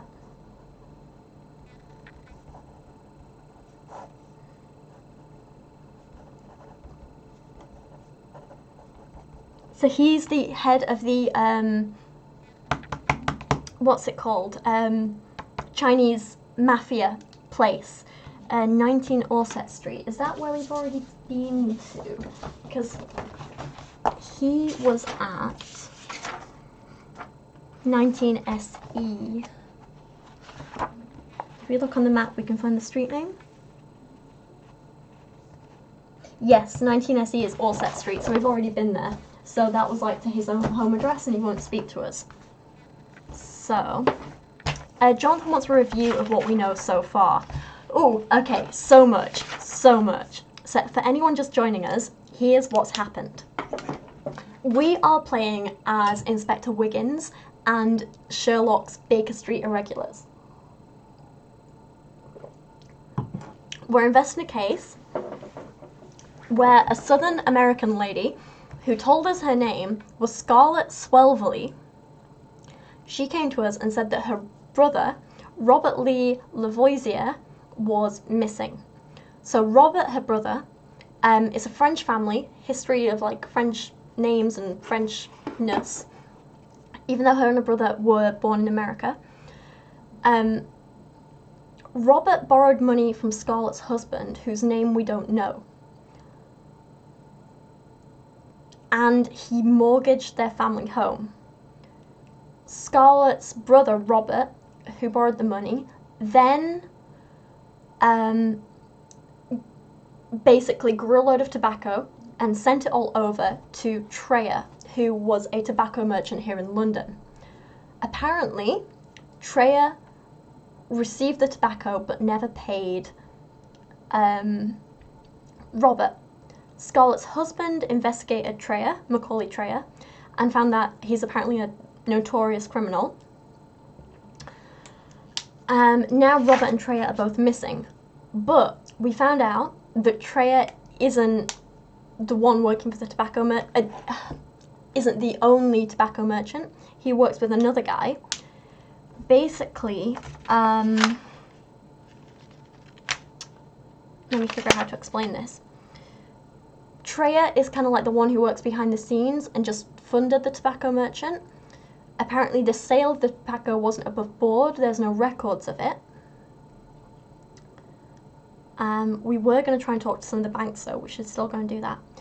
Trae apparently doesn't work with American tobacco growers like Robert, he only works with Middle Eastern ones. So we went to go visit him, and we were told about a Mr. Fan, who apparently his name is Chu Yan Fan. Clearly he has a lot of money, he has a servant, but he wasn't home. Trae clearly thought we were working for Fan and got very confused and said stuff like, if anything happens to Lavoisier, like, you know, I'll be mad at Fan. We found out that Trae has a clean criminal record, but he does have ties to the Chinese mob, which is something to do with Chu Yanfan. We then found out from a reporter at the Times that Robert works for this guy called Jeroen, who is the leader of like the criminal underworld in France. We've been told that Robert and Jeroen are just really bad news and to stay away from them. Then we want to go see Scarlett again, the one who came to us in the first place at a hotel, and we found out that she may or may not have been lying about her identity. So we found out that she's actually calling herself a widow. She's going by the name Winifred Engels for some reason. She took a cab somewhere. She asked Cummings and Goins to forward her mail to the borough boarding house and to send a letter from her to Chu Yanfan. So that's where we're at the minute. What we're going to do now is find out about the place that she got the taxi from, and maybe go to the central carriage depot and try and find out where she went, and we're also going to go to the boarding house as well. So let's do that now. So 83 EC.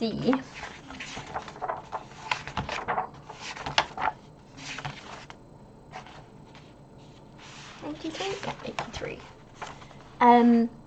So this is Conrad's line office. So these are the people that fetched her luggage.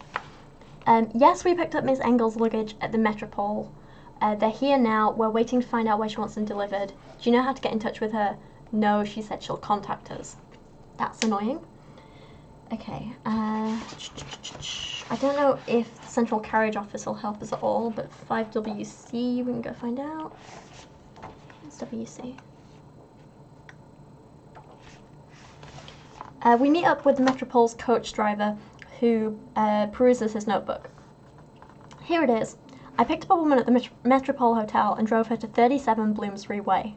I waited for her a few minutes, then I drove her to Bow Street Police Station, and from there to the Bridge House Hotel. Oh my god, okay. Then I went to 6 Union Street, and there I waited for her. Then I left her at 86 Southwark Street. Ooh, that's a lot of information. Okay, so we need to find out where these places are and what she's doing. Okay, 37 Bloomsbury Way.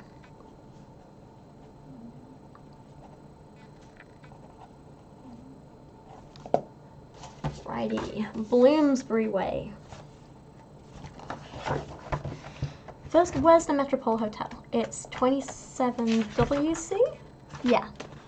So let's find out where this is on here. Oh, West Central up here.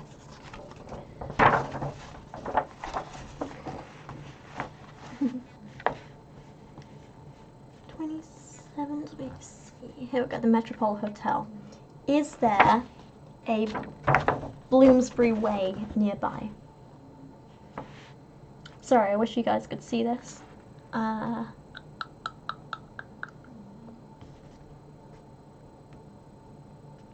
don't know a better way to do this than just looking at the map. Here we go. Bloomsbury Way is 75 or 74 WC. So we'll find out where that is in a moment. Then, sorry, I'm trying not to like cover the camera too much. Waited for her and drove her to Bow Street Police Station. We can find out where that is in the directory in a moment. Then to the Bridge House Hotel.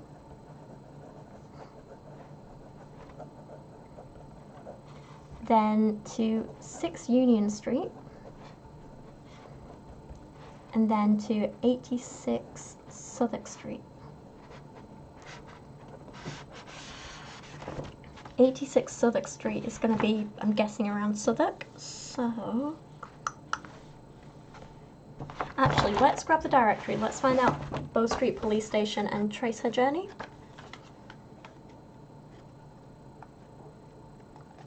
$70 WC. So from here she went to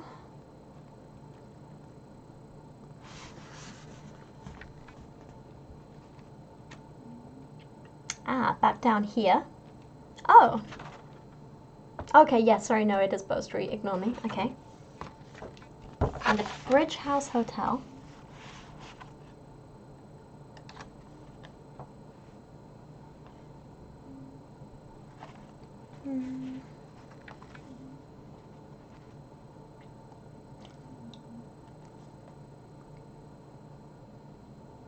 Over in 3SW, okay. Sorry, SE, 3SE. Ooh, that's quite a journey. That's a way across the map, I'll be honest. Sorry, I'm just going to read the chat for a second. Engel is German for angel, interesting.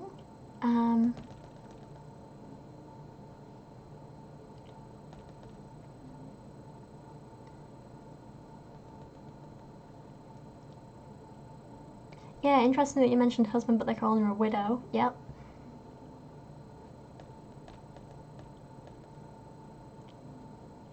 Yeah, no, sorry, to, Sable Eagle, is that? Says, Trae's missing. I thought you met him back at the office at the rundown warehouse. We did. So we were told at first that he was missing, but we found out where he was, so that's not really an issue. Yeah, okay. So from there, we go to the hotel, and then 6 Union Street, which is really nearby, over here, which is 6SE. And then all the way over to 86 Southwark Street, which is just across the train line, which is 86 SE. Okie dokie. Let's visit these places. Let's do them in the same order she did and see if we can figure out from there what she was up to. So Bloomsbury Way is 74 or 75 WC.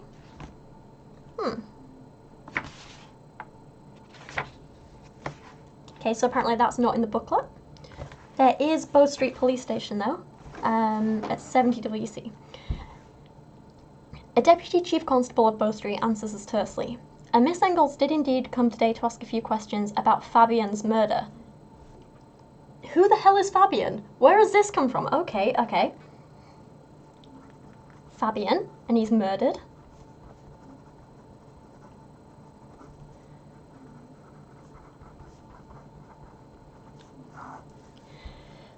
She was looking for information about a package that Fabian was keeping for her. I told her that we didn't find the package. I asked her if she wanted to report it stolen. She said no and left. Oh, okay, okay.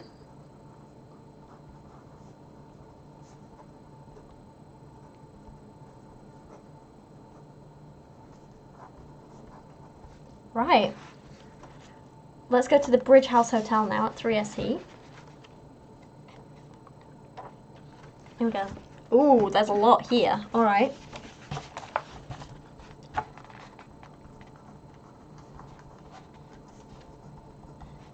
We have some notes in this one as well, so I'll read them up for you. Okay. Yep, there was a young woman here not long ago, to my great dismay. What do you mean? This young beauty arrived a few moments ago and rented a room for her brother, Macaulay Trae. Oh, okay, okay. Oh. She said he's a sailor and that he would arrive late. Well, he arrived not long ago, took the key to his room and went up. Something was odd about this guy. Very small hands for a sailor, and he was keeping his head down. He didn't look me in the eye. I don't trust people when they don't look you in the eye. Less than 2 minutes after he walked up, another sailor arrived and asked for a room. A tall man with a long, emaciated face. That one looked like an old salt, and he looked you in the eye. He wanted a room right across Trae's. Gave me 3 shillings. I gave him the room. It seems like you've had a busy night. You haven't heard the worst yet. A few minutes after the second sailor went up, here comes a Chinese man with a funny hat and the likes. A big guy with a scar above the left eye. He looks at me and asks for Trae. I say, room 7, top of the floor and to the right. And up he goes. I sit down in my armchair to take a snooze when suddenly I hear 3 gunshots. I leap and hurry to the stairs and I hear someone running towards the back door. I say to myself, if there's gunshots, then somebody's shooting. but I really don't want to get shot at, so I turn around. I do out to the street and fetch a copper. They're paid to get shot at. Oh my god. The constable got here and went upstairs. The Chinese man was stiff. 3 bullets through the heart. Both sailors vanished without a trace. Do you know the name of the other sailor? Only what he wrote in the guest book. He shows it to us. Oh yeah, he shows it to us. The police are upstairs right at this moment. Ah, so we have Macaulay Trayer and Sam Hawke. So, can you guys see that? Oh, okay. Let me write some notes before we go any further. Okay, so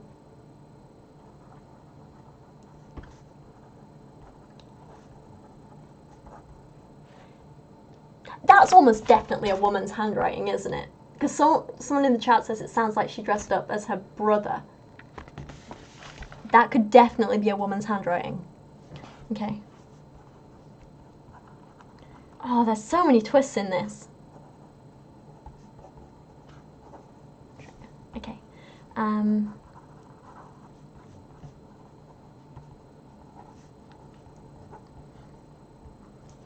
Then another man arrived. So this is Sam Hawke, apparently. Whether that's his real name or not, we don't know, but he's a big guy. So could potentially be the real Trayer, we're not sure. And then the Chinese man comes in.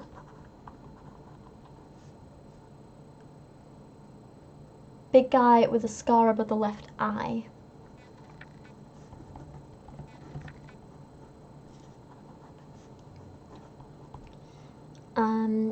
And then 3 gunshots.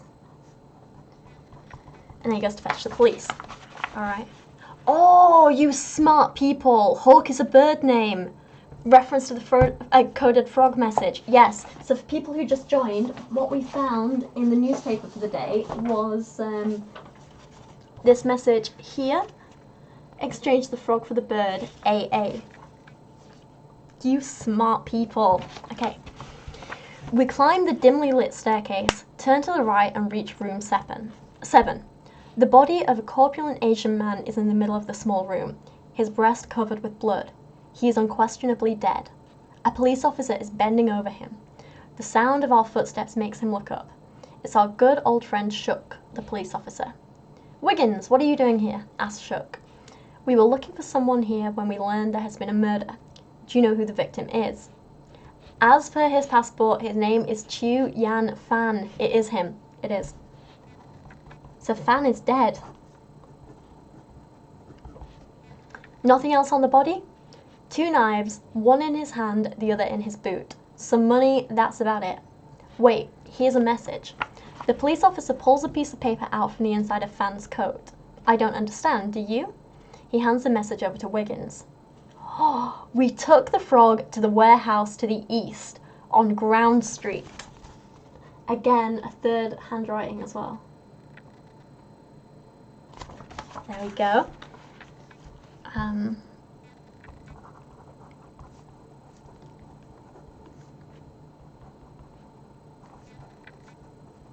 Warehouse on, to the east,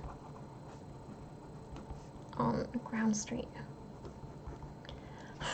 As Wiggins gives the message back to the police officer, we hear the very familiar voice of Inspector Lestrade. "Wiggins, what the hell are you doing here?" "Good evening, Inspector. We were just passing by and heard some commotion.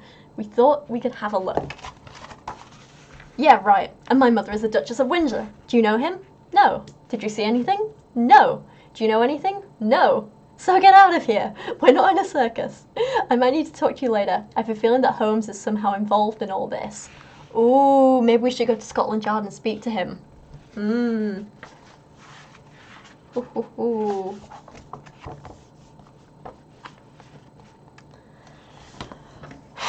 Okay. Do we want to try and track down this warehouse, or should we keep going through the woman's path? I think we go to 6 Union Street if we can, at 6SE. See what that is. This is Cummings and Goins.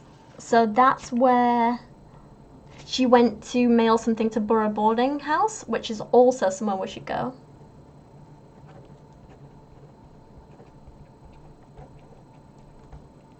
And then she went to 86 Southwark Street, which is 86 SE. Okay. Yes, this description matches Miss Engels. She rented a room yesterday, the one at the top of the staircase. Is she here now?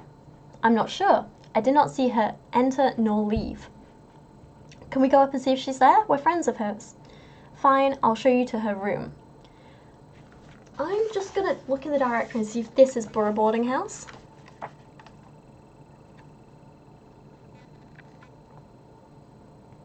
It is. This is Borough Boarding House. Okay.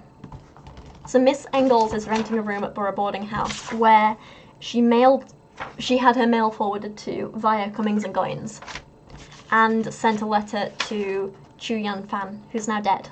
Okay. So can we go up and see her if she's there? Fine, I'll show you to her room. Don't bother, we don't want to disturb you. We'll be able to find it on our own. Alright, my lad, let me know if you need anything. Thank you. Wiggins goes up first to the room rented by Miss Engels. We knock at the door but get no answer. Wiggins pulls a hook out of his pocket and uses it to pick the lock. A few turns and the door opens. Hush, come in. Ooh, we have some letters here. We all enter the room to have a look. The room is furnished with a large bed and chest of drawers, a wardrobe and a small desk. On the bed we recognise the pale yellow dress worn by Scarlett Swelverley at Baker Street. So Engels and Scarlett are definitely the same person. Next to it there are a few laces and a wooden box in a small suitcase. Wiggins opens the box and finds only one out of 2 chrome revolvers it should be holding. Its twin is missing. Ooh, she was dressed up as Trae, wasn't she? Ooh, okay. We check the wardrobe and see it's empty. So is the chest of drawers. We find on the desk a travel writing desk, sort of a small wooden piece of furniture used to carry papers, ink and quills. Hello baby, you alright? Hi. The main compartment is locked, so this is the travel writing desk. Wiggins uses his hook again and it opens easily, then browses over the documents he finds. Have a look at these letters, what do you think? So I'll show you the letters so you can see the handwriting. There we go. You're right, small pickle. Hi. Hi, baby. How are you? You okay? Do you want a snack? Alright, I'll read you these letters in a second. I'm just going to get Pickle a snack. Give me 2 minutes. I'm coming, my gorgeous girl. Come on, you've been so good, haven't you? You've been so good. Yes. Oh, you so much. Which one? These are these? Not cheese and bacon biscuits? Oh, come here, you can show people how good you are.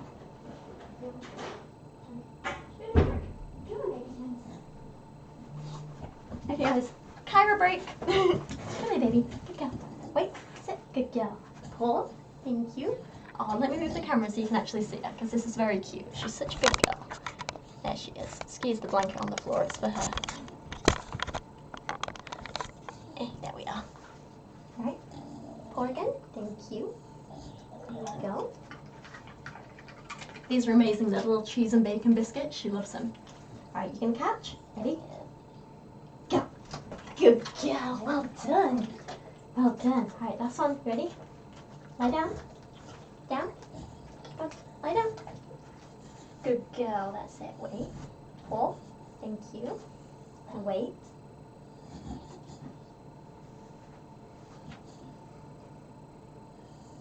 Go. Good girl. Good girl. I'm so proud of you. Good girl. Good girl. You're amazing. You're amazing. Hello, baby. Hello, baby. I know. I love you. Good girl. Love you. You can have a lie down for mommy. You can have a lie down. Or do you want to come sit with me for a while? I'm going to read these letters. Come on up. Come on up. Big jump, babes. Big jump. Come on. Good girl. Well done. Say hi, baby. Say hi, baby. Alright, move the camera back for you. Good girl. Love you. Oh, Kyra. Dave says hearts. Dave says hearts for you. Robbie. Okay, sorry. So our letters, one of them is on regular white paper, and one of them is from the Grand Hotel of Paris. Ooh, okay. Both are written to my dear Winnie from Brian, whoever Brian is. So these are letters written to her. So this handwriting, let's want to compare it to the other notes from 3SE.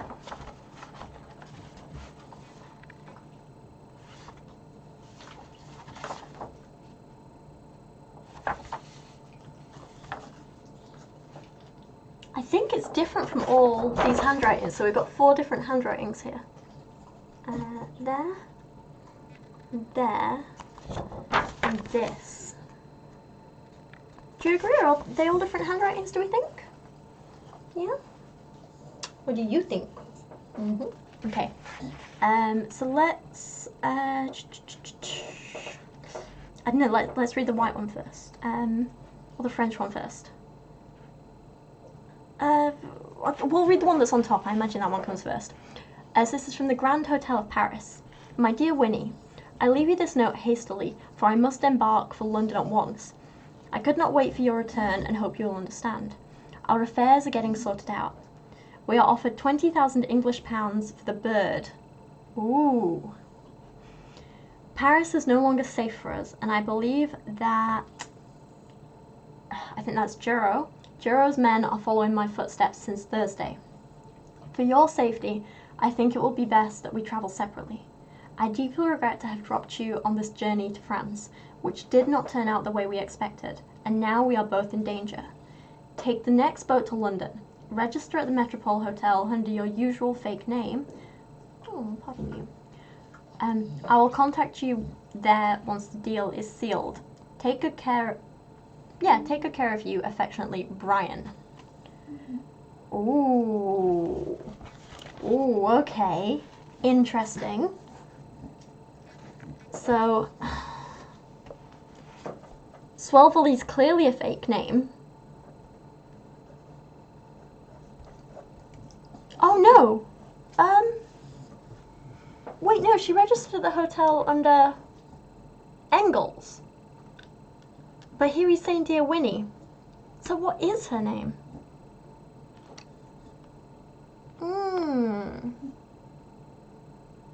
Okay. So she's definitely Winnie.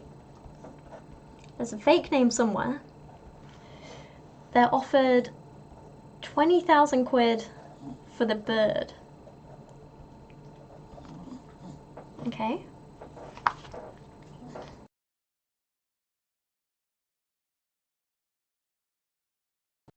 And Jeroen's men are following them. Good girl. I love you. She's such an angel. Hang on, sorry, I moved something on the screen. There we go. Yeah, so she was hiding her identity, and Kyra's fascinated. And she is shady, yeah. Okay, the second letter. Dear Winnie, I'm starting this letter during the crossing to London, and I will mail it when I get there. I must keep an eye on the bird. I feel like I am being followed. I sleep with it, even when I do not sleep much. I assume you are wondering what happened. While you were in Lyon, I was approached by an Englishman who knew about the bird. He told me some people would be willing to pay 20,000 British pounds to get it delivered to London. Oh, to get it if I delivered it to London.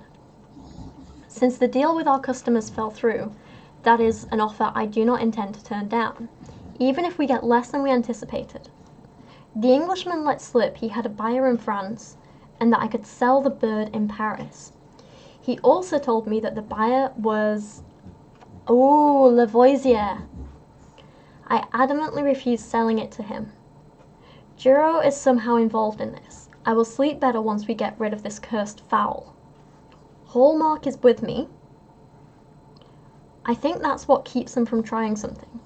We have been so foolish to want to do business with the Chinese, and from now on I expect them to play a dirty trick on us in London.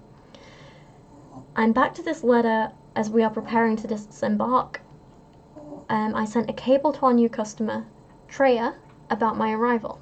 and we have to meet this afternoon. I'll be at 37 Bloomsbury Way,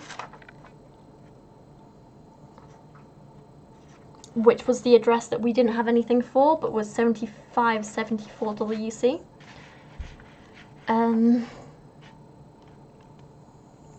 I want you once back to stay at the Metropole until we can meet safely. Affectionately, Brian.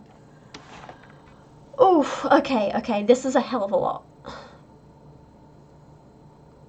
So, I think it's clear to say, her name is not really Swelvely.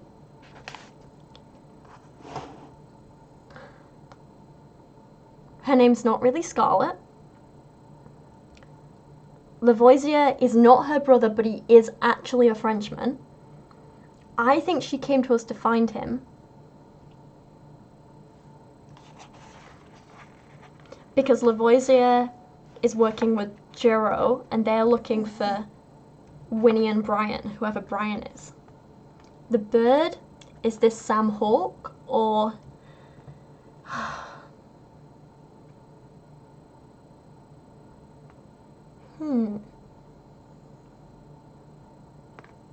This is getting tricky, right?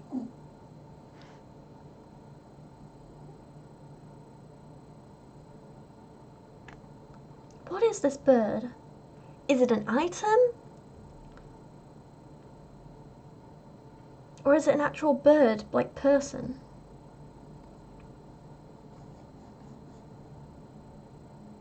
Yeah, I must keep an eye on the bird. I sleep with it even though I do not sleep much. It's almost definitely an item at this point, right? Is the bird an item, not a person? Maybe the bird is the Maltese falcon, some kind of statue. I wonder why she'd order an investigation if she's wrapped up in this. Oh, God. Sorry, kicking things under the desk. Okay.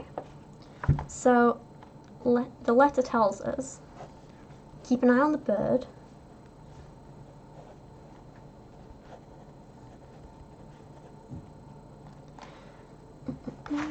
So, Winnie was in Lyon.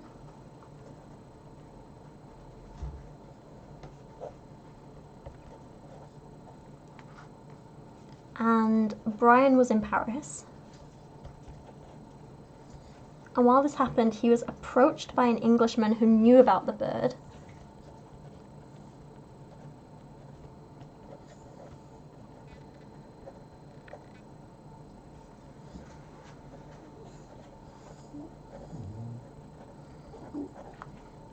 Good girl, Pickle. And people would be willing to pay £20,000 if I delivered it to London.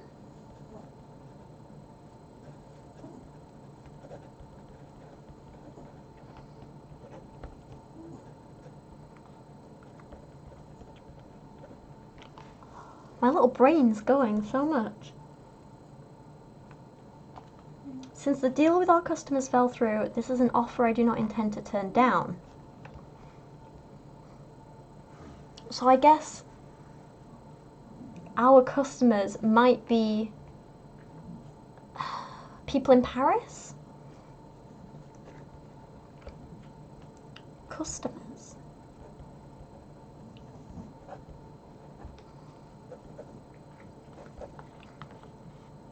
The Englishman let slip he had a buyer in France and that I could sell the bird in Paris. He also told me the buyer was Lavoisier.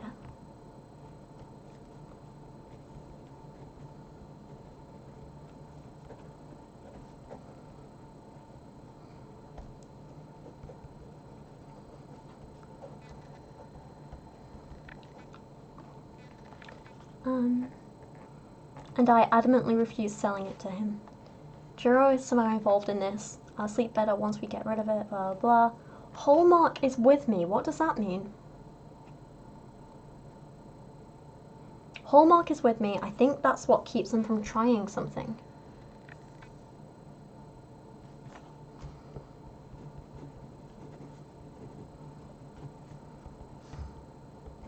Is it a person? Or is it like a gun or something? We've been foolish to want to do business with the Chinese.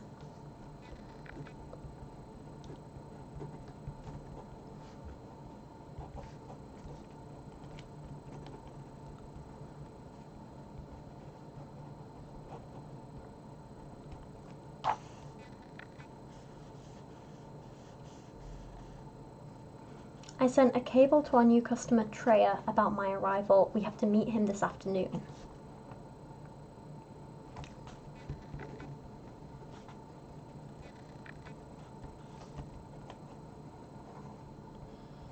So Trae was going to buy the bird. But then there's all this stuff about exchanging the frog for the bird. There's this stuff. Who is AA in the newspaper? Who's Brian?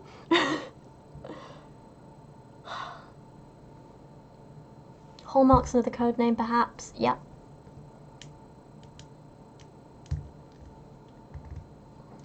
Also, a mention of Marseille earlier could be important as it's a port. Marseille? I don't know how you pronounce it. Paris is no longer safe for us. Okay.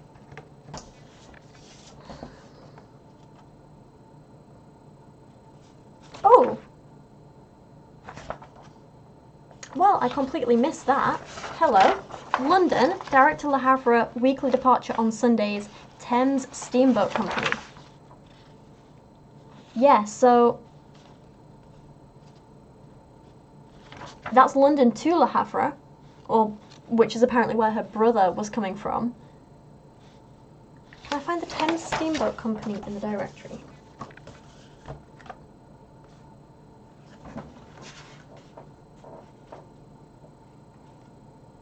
(40 SE).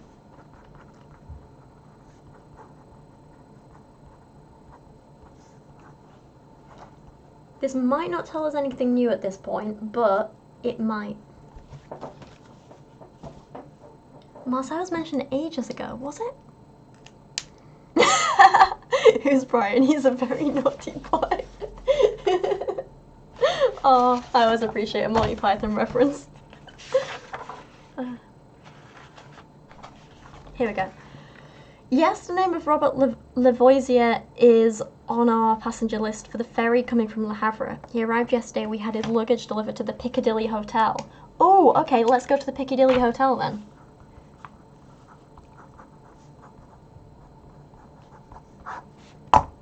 Now we're getting somewhere. Yeah, but we don't know who Brian is yet in terms of writing these letters. Other than he's involved with Winnie/Scarlet. Hotels. Piccadilly 26NW. Okay. The twists in this. Okay, this is a big boy. This is a really big boy. Okay. Like, as in, all of this. Like, from here. And a bit more. We also have some notes here. Okay. Yes, we do have a certain Robert Lavoisier registered here, answers the desk clerk. So,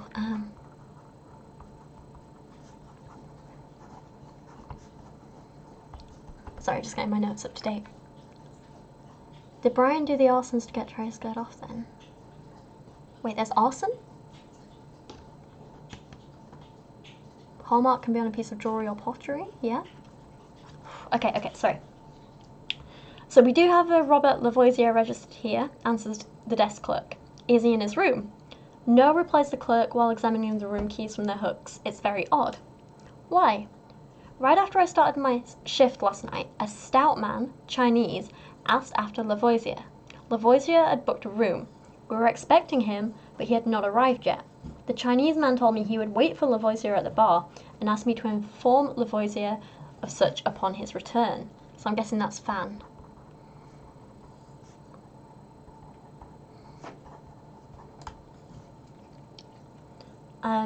Mr. Lavoisier showed up within the hour following the arrival of the Chinese man. After signing his registration card and paying his bill for the week, he asked me to charge a few francs to pounds, which I did, as it's one of the services offered by our hotel. I then told him that someone was waiting for him at the bar, and he stayed there half an hour or so. A few minutes before Lavoisier left the bar, someone brought a letter that was addressed to him. So he spoke to who we assume is Fan for about half an hour. And then he had a letter, which I imagine is the one from Winnie/Scarlet. I handed the letter over to Mr. Lavoisier, who read it immediately. He said more to himself than to me. I thought he'd be coming to meet me here. Well, whatever. Ooh, maybe not then. Then he asked me how to get to Charles Street. I think that's somewhere we've come across before.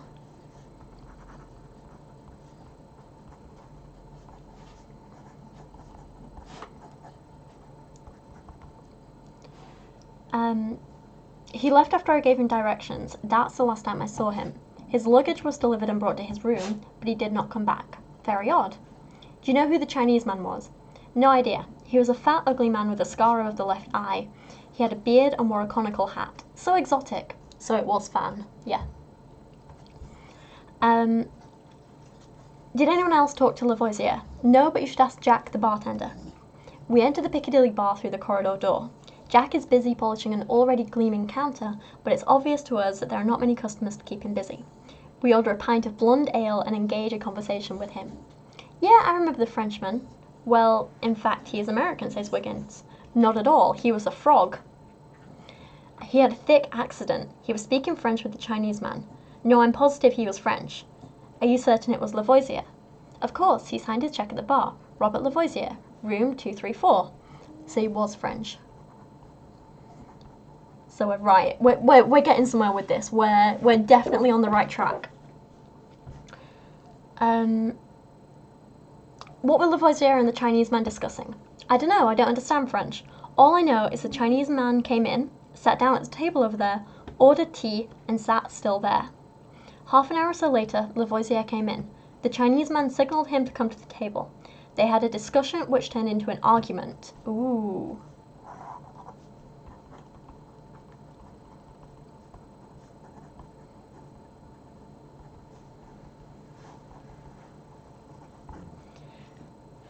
And the Chinese man was raving mad when he left.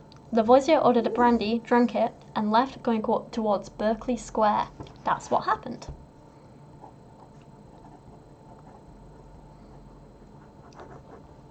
Thank you, Jack, we say as we leave a generous tip on the gleaming counter. You're very welcome. We follow Wiggins in the corridor. He suggests we have a look upstairs to make sure that Lavoisier is not back in his room. We climb the stairs and arrive in front of room 234. Wiggins turns the doorknob, but the room is locked. While we keep watch on the hall, Wiggins pulls a long, thin metallic hook out of his pocket and slides it into the lock. A few turns each way, the door opens. We all slip inside and close the door behind us. The light coming through the window allows us to note that the room has not been used for some time. There are 2 suitcases in the entrance, one large, one small. Wiggins leans over to open the large suitcase and examines it. Nothing but clothes, he tells us. Wiggins closes the large suitcase and opens the small one. It holds a book and a revolver. Wiggins pulls the book out of the suitcase. The title of the book is Mythical Treasures by Sir Julius Benedict. There was something in the newspaper about books.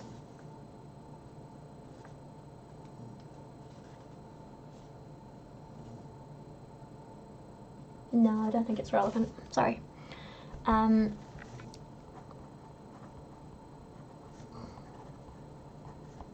It's a Mythical Treasures. So the title of the book is Mythical Treasures by Sir Julius Benedict, says Wiggins, opening the book. There is a mark here. On this page there's a drawing of a bird, a statue. There's also a name, the Maltese Falcon. Which one of you got that, you smart lot? Okay.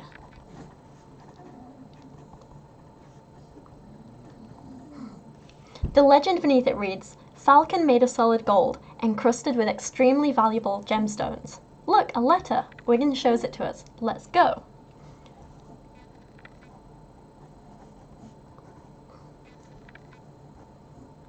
So that's the bird everyone's talking about. This is the letter. I'll show you so you can look at the handwriting. More of like a little note. It reads, Robert. Who's Robert Lavoisier. Okay, yeah. Did we know his name was Robert earlier? Oh yeah, we did. Sorry. Robert, look at the statue and compare it to the one in the book. If you think they look alike, pay. Juro. Ah, so this French mobster is saying he waited about half an hour pacing the entrance, then left. Before leaving, he handed me over his visit card, which I was to give to Lavoisier. Here it is. Ooh.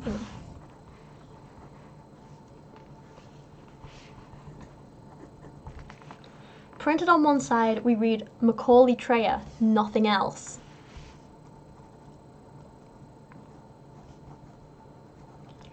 On the other side was written, come to my office, everything is ready. So that's the handwriting there. To me, that looks like the same note that was found on Fan's dead body. Oh no, maybe not. No. It's too curly. You see what I mean? There. And wait, there. Yeah, they don't match. But also, that definitely doesn't match the supposed handwriting for Macaulay Trayer up here. So it seems this was the sister disguising herself as him, like there. Like, they're very different.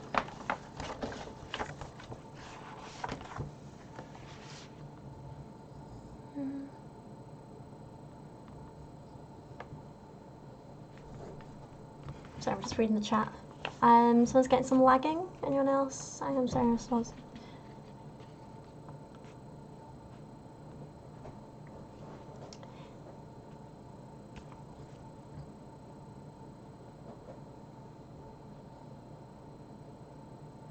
Hotel staff's interviewing everyone's business. Completely. Where were we? Lost the page now. Here we go. As we have no office address, only Look could help us in our manhunt. We give back the visit card to the desk clerk and thank him. We've been to Macaulay's office though. Let me know what happened to Lavoisier. I'd be curious to know, says the employee. We leave the hotel. Okay.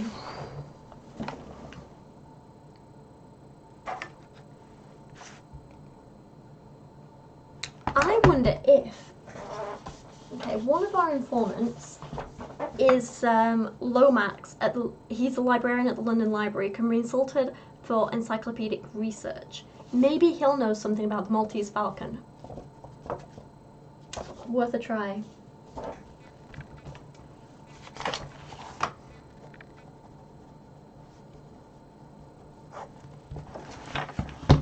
SW.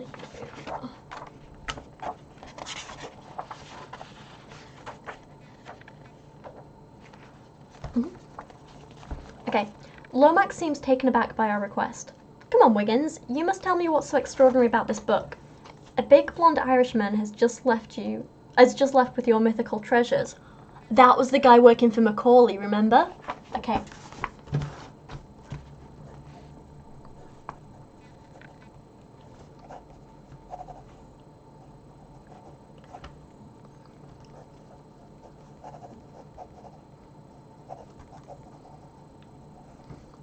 Okay. I must admit that he didn't look like the literary type. I must have given myself away, for he mumbled something about his boss wanting the book. Lomax, as he picked up the book, he must have given his name. What was it? Mike O'Flaherty. Here we go, we got his surname now. Oh.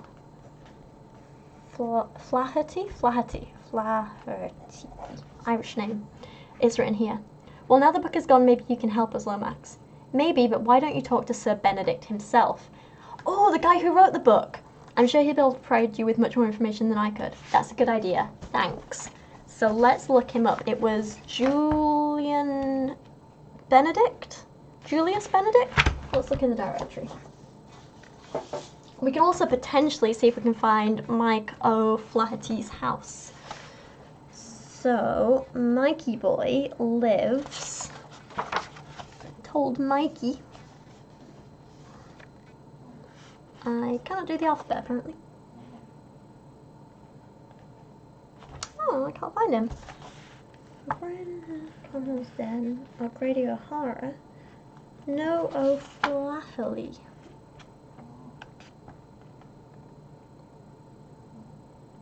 Well, never mind then. Let's go speak to Mr. Benedict. Is Benedict right? Sir Benedict.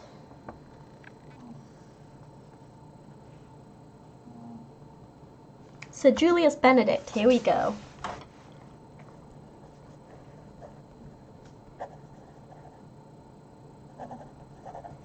Remember Lestrade, I think, still wanted to talk to us, didn't he? 27NW. Compare the handwriting to Brian's. Oh, that's a great call.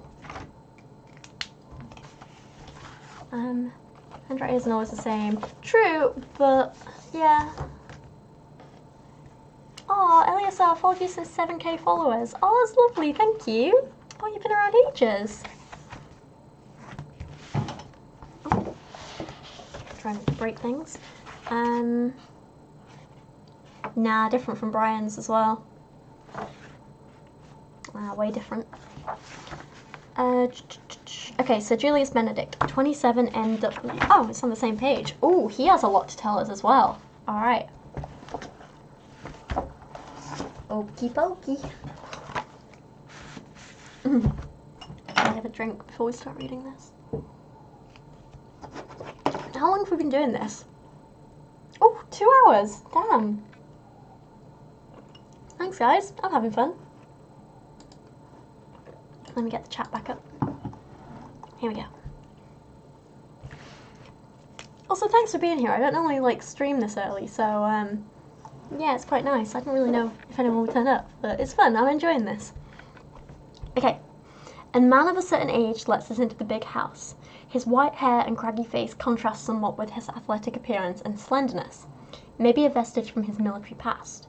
He leaves us waiting in the entrance while he informs Sir Benedict of our arrival. Sir Benedict welcomes us in his study, whose walls are covered with weapons from all over the world and from all ages. The armours lined up against the wall produce a sharp contrast with the frail old man sitting in front of us. "Well, Mr. Wiggins, what can I do for you?" asked Sir Benedict in a surprisingly strong voice. "Sir, we've seen your book, Mythical Treasures, and wondered if you could tell us more about a bird statue called the Maltese falcon. Do you know its story, and what has become of it?" "Ah yes, the falcon. I'd give anything to see it." "So you're interested in the bird story, is that it? What do you know of the Order of the Knights of the Hospital of St. John of Jerusalem, also known as the Knights of Rhodes?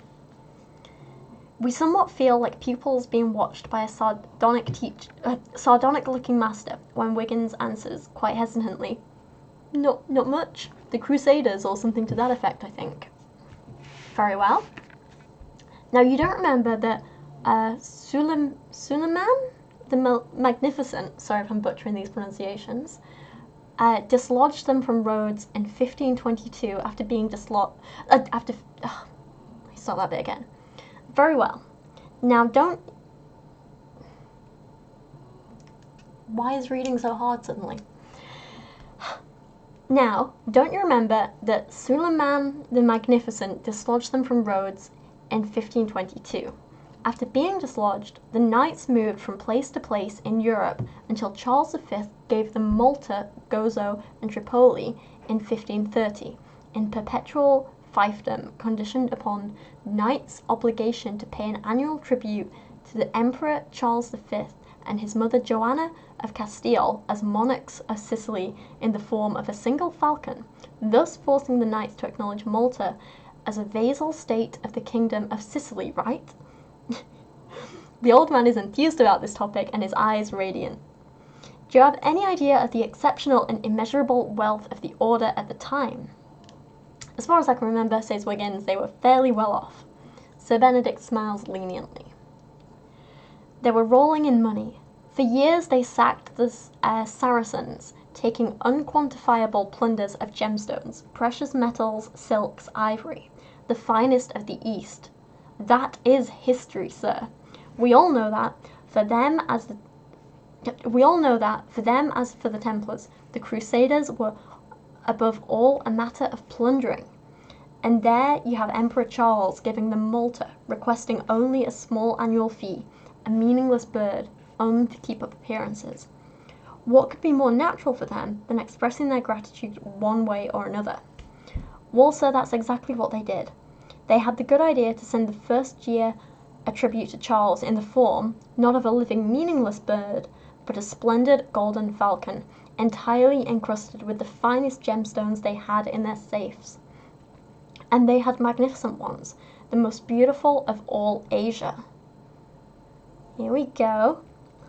Sir Benedict pauses for a moment and observes our group, measuring the effect he has produced by telling his story. He then resumes, obviously with most pleasure. We still find in Malta the archives of the order as of the 12th century. They are not exhaustive, but they contain veiled references to what can only be the precious falcon, at least in 3 instances. In the archives of the Order of St. John by J. Delaval Leroux, there is a veiled reference to the falcon, indirect certainly, but very real. And the unpublished supplement, for it was unfinished at the time of his demise, to the Paolo Del's book, Origine ed Institutio del Sacro Militar. So I'm guessing that's something like the origin of the Institute of the Sacred Military. Oh, Ordine. So, ordained military, something like that. Contains a crystal clear account of the facts which I am reporting to you. Villiers de Lyle.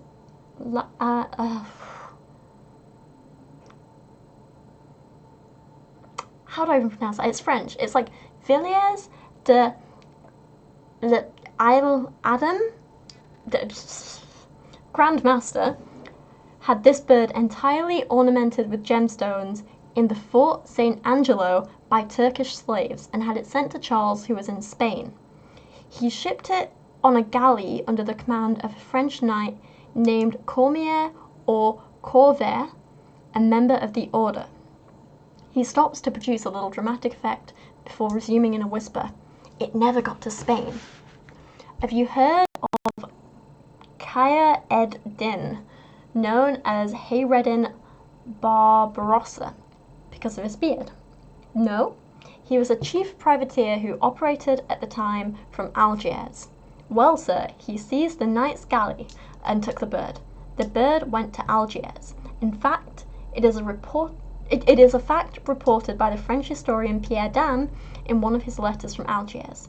He wrote that the bird remained there for over 100 years until it was carried off by Sir Francis Verney, the English adventurer who stayed with the Algiers privateers.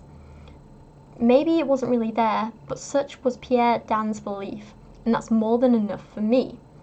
Of course, there's nothing about the bird in the memoirs of the Verney family during the 17th century by Lady Frances Verney. I checked. And it's nearly certain that Sir Francis did not own the bird when he passed in 1615 at the hospital. He was completely broke. Father of Don Jose Menino y Redondo, Count of Floridablanca, Chief Minister of King Charles III. It probably remained with this family at least until the end of the First Carlist War in 1840, since nothing proves otherwise. Then it showed up in Paris around the same time when the city was full of Carlists who had fled Spain. One of them probably took it away. It's said that it's been in Paris ever since that time. My attempts to locate it have proven quite fruitful. However, as the current owner is, how do I put it, in very good terms with those being on both the right and wrong side of the law, I'd rather keep my findings to myself. What a crazy old man, I'm talking... Yeah, what a crazy old man. I'm talking so much. I hope I answered your questions, but please tell me what you know about the bird. Has it been located? Well, sir, we are exploring that possibility. Thank you for all you told us. It was a pleasure. I hope you'll keep me posted if the bird is found again.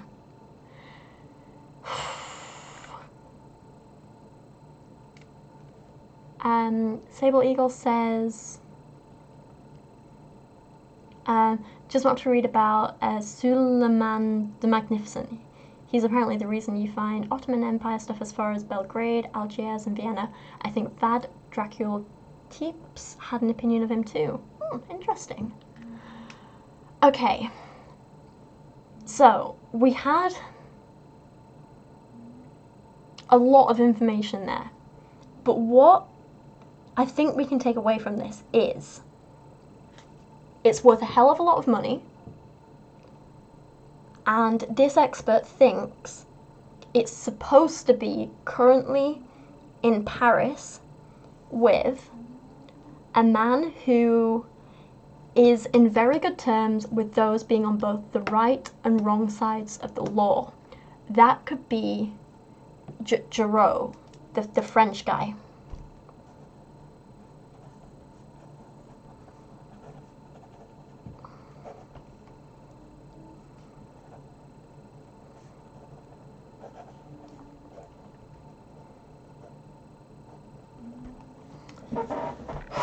Okay.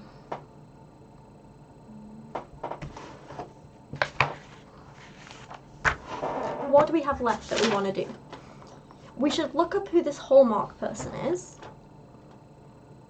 We haven't been to speak to the Thames Speedboat Company yet, have we? I don't think. 40 SE, we could do that.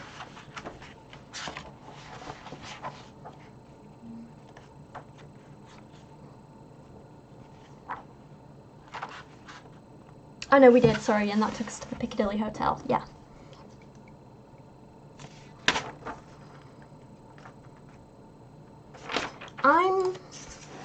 I want to know what this Hallmark is that was in the letter. It's almost definitely a person. Let's see if there's anyone with that name in the directory.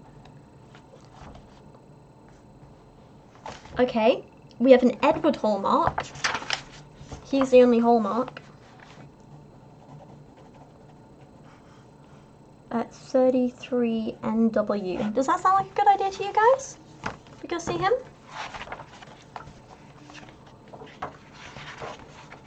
And Marseille, you can get to Africa fairly easily. I'm sure Marseille was mentioned way back in one of the first interviews or letters.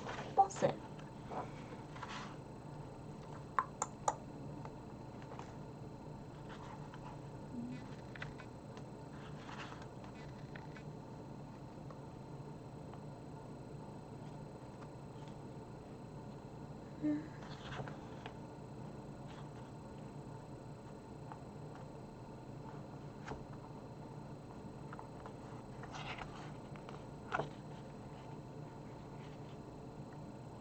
Anything about it in the introduction bit. Oh my god! We actually have the right Hallmark! Oh, this is exciting. Okay, we have something here, right? Edward Hallmark in person opens the door to us. So this is apparently the person who was travelling with Brian, whoever that is, on the boat. Apparently this is the only reason he was staying safe. Okay. Good afternoon, what can I do for you? Good afternoon, Mr. Hallmark. Can you tell us about Brian? Ah, this poor Fabian. You heard he died. Oh, okay. Brian Fabian?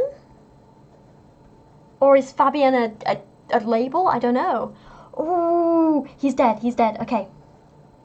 So that's why our woman, Winnie, went to Bow Street Police Station. I just banged my elbow, I got so excited. Okay. Ah, do you have a suspect? No, I didn't know so well his affairs. There were a few amicable transactions between us over the past years. He asked me to escort him to Paris a few weeks ago. I was supposed to watch over him in a way. When we returned, Fabien didn't let out of his sight at any moment the box he carried around. I believe my presence on board brought some safety to him. But now? Do you know what was in the box? No, we didn't go through customs together, but Fabien asked me to stay a little longer when we arrived. It's worth mentioning that after I joined him, we were approached by Mr. Fan, a Chinese man. Fabien paled when he saw him. Fan gave him very politely his card and asked of him to be contacted as soon as possible before slipping away. We then got in the car to go to Princess Louise. The Princess Louise, what is that?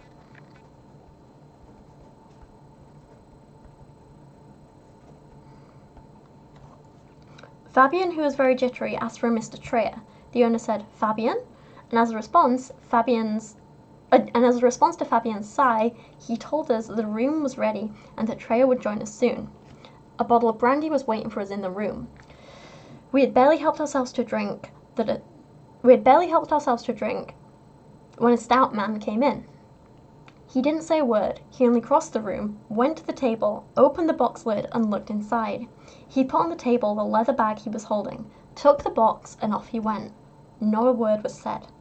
Fabian took the bag, withdrew £50 from it, which he handed to me as thanks. He was obviously relieved to get rid of his burden. Then we had a lunch, and it was the last time I saw him. Do you suspect anyone of being his murderer? Not per se, but during the crossing, he told me about a transaction with some Chinese men that had gone awry. In my opinion, he got stuck in a deal too big for him. Well, thank you. You were of great help. Did you talk to Fabian's friend and travelling companion, Miss Engels? No, do you know where we could find her? The last I heard, she was going to the Metropole. Okay. Let's see what the Princess Louise is. Yeah, she went and asked about his death. Prince Louise could be a hotel. Yeah. So... hotels. We don't have a Prince Louise. Princess Louise, even. Inns... we have a Princess Alice. Inns of the Court? No. Clubs? No. Restaurants? Ah, public house. It's a pub. Here we go. 90 EC. Let's go there.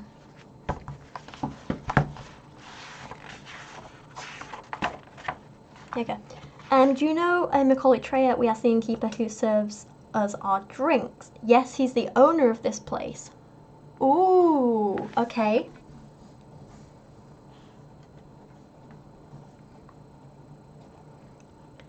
Is he here now? No. Do you know where we can find him? Try his office. We've already been there. Okay.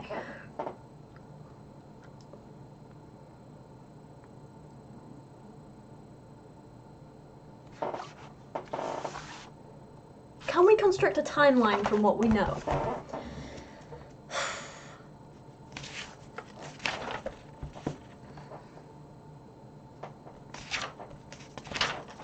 Judge me. I'm gonna like rip out my notes and arrange them so I'm not clicking. Okey pokey. Oh my god, okay.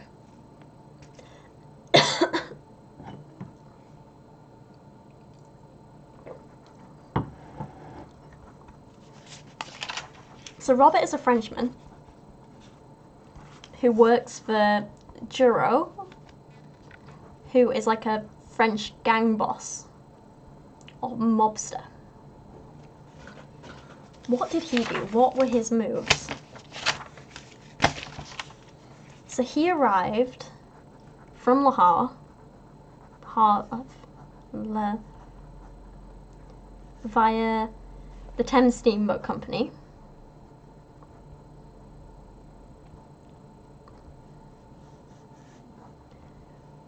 Oh, don't worry. Alyssa is... I'm sorry, I haven't pronounced that right.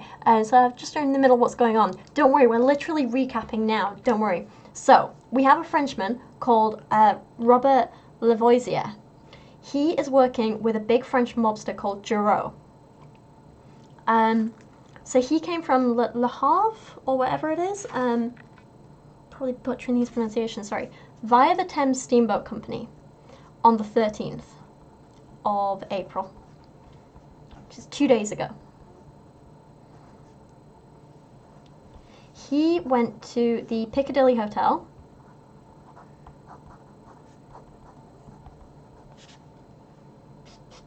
where he was staying, right?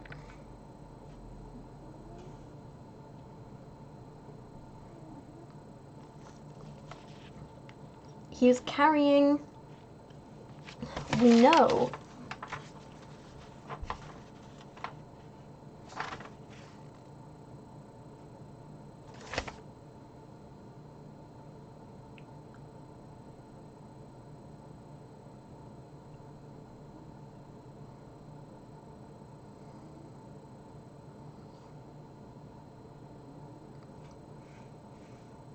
okay, yeah. At the hotel, our Frenchman met Fan, who was like a Chinese mobster. They had an argument.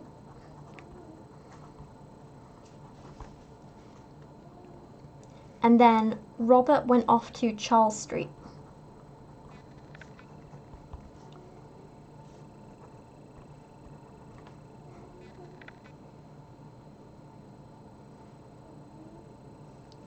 At this point, we think, after he'd left,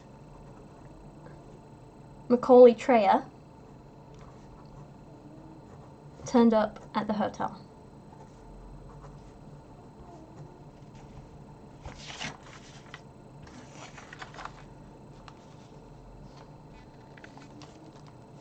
So when did he go to the Princess Louise? Unless that's on Charles Street. Let's look at the map actually.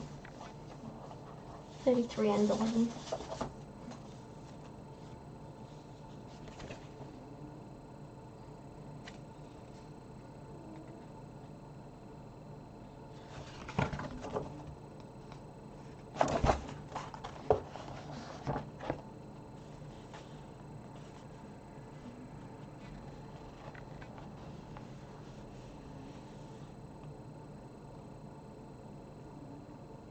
I can't find 33.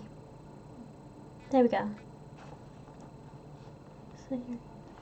So the Princess Louise is on Orchard Square, Portman Street kind of area, and Oxford Street, not Charles Street.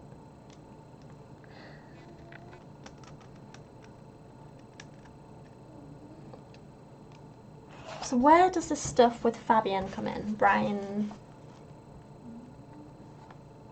No, Hallmark was travelling with Fabienne. Fabienne had the bird.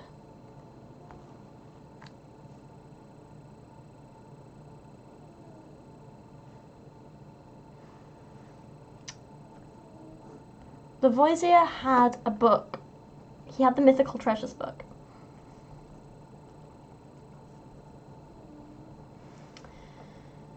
And the expert thought that Jeroen had the bird.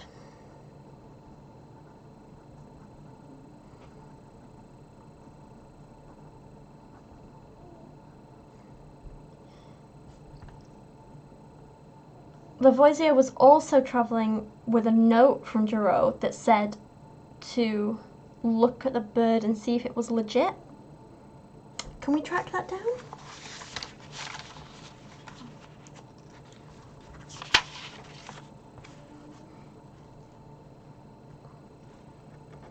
"26 NW. Let's go back and reread that.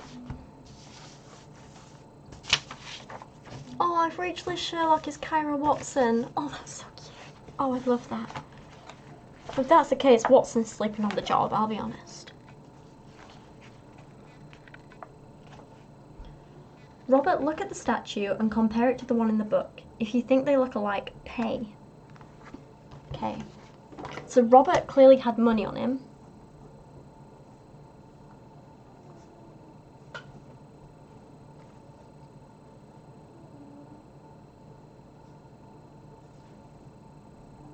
And a note from Jeroen.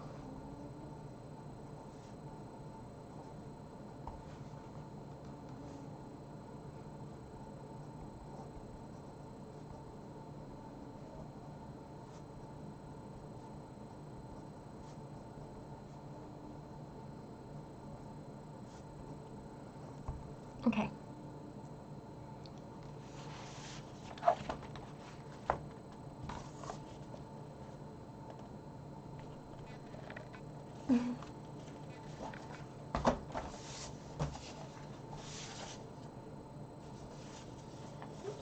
Where's the newspaper? There it is. Exchange the frog for the bird.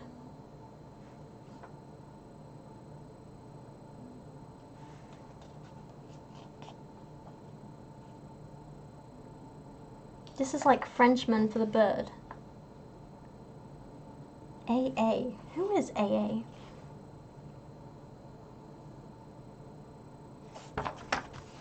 Is it a long shot to look in the directory for anyone with AA initials? There might be a ton. We have Aaron Andrew. Adrian.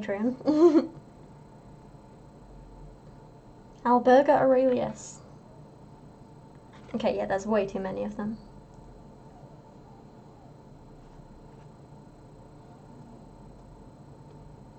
Armbuster Ashley. Oh, Ashley Armbuster. Yeah, okay, that was a bad idea. Let's keep going with our timeline, okay?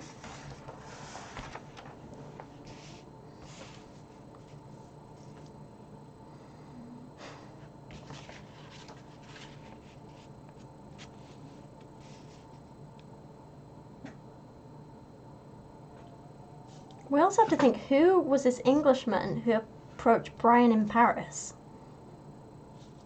Working for Trae.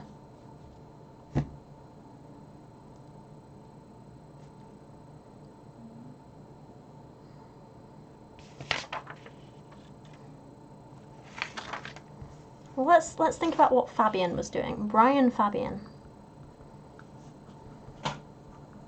somehow had the bird, right? He was working with Winnie. I think they were like involved.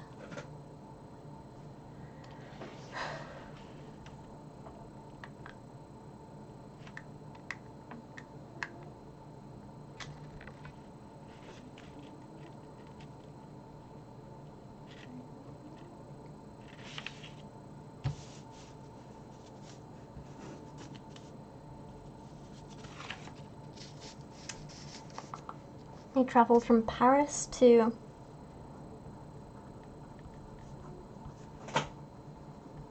with Edward Hallmark, who was keeping him safe.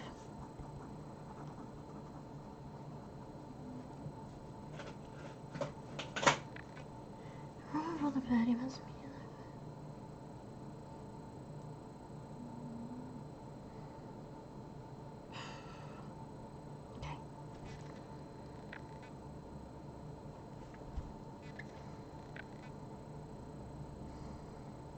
From there, they went to the Princess Louise, a pub owned by Trae.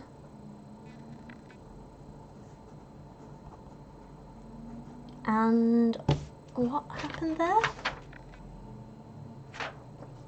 33NW. Let's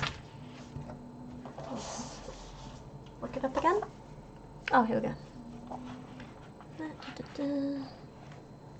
So we're taken into a room. A stout man came in. He didn't say a word. He crossed the room.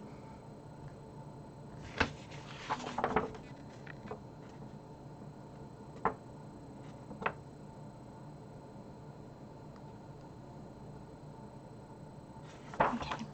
So on the crossing, some deal with Chinese men gone awry.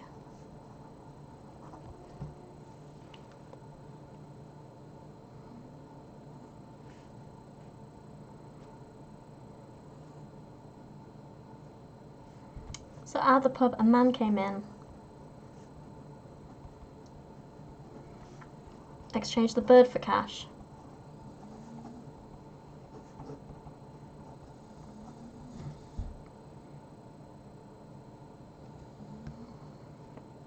Took the box and off he went. Do we think this could be Mike, the guy who's working for Trae, maybe?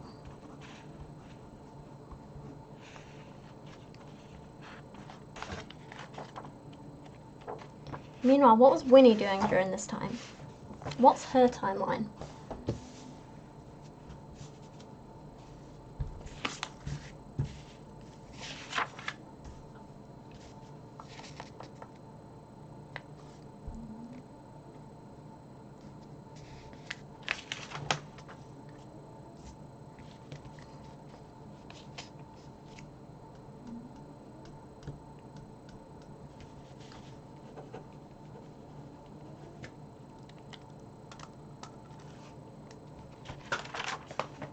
So Winnie arrived in London and went to the Metropole Hotel.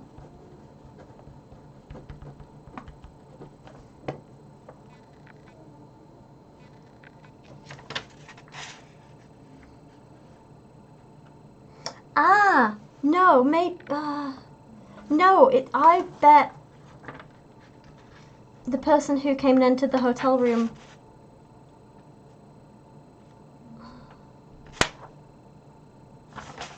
Wait, where is Charles Street? Let's find Charles Street.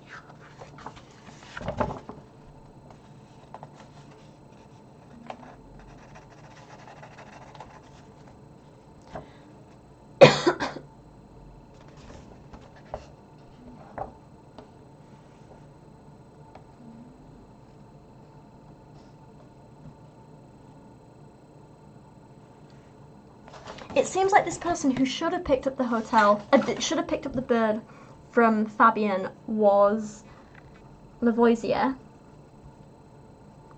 But he was going to Charles Street, and we don't know where that is. I'm getting ahead of myself. We'll come back. We'll come back. Ah. Yeah.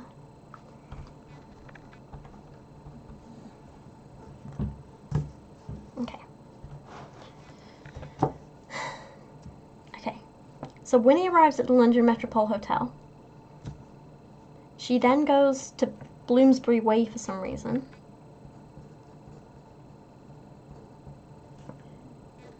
Ah, that was where she was supposed to meet Fabian.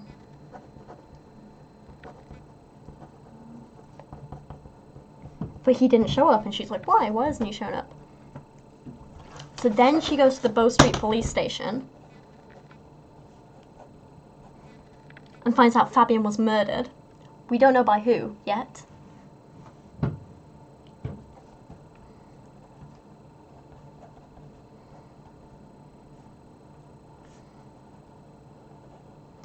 I'm not sure at what point in this timeline she goes to see Sherlock, but then she goes to the Bridge House Hotel.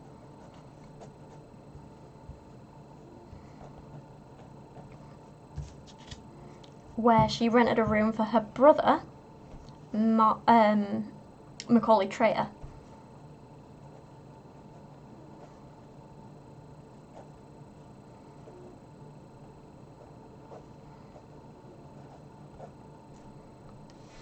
I think we need to look back over the notes as well, don't we?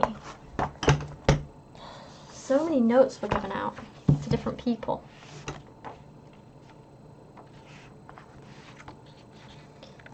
But we think she disguised herself as Trayer.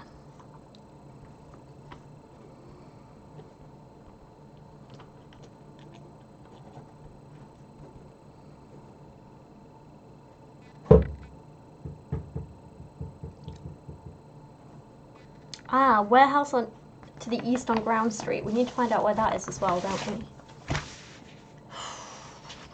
Okay. Then Sam Hawke shows up.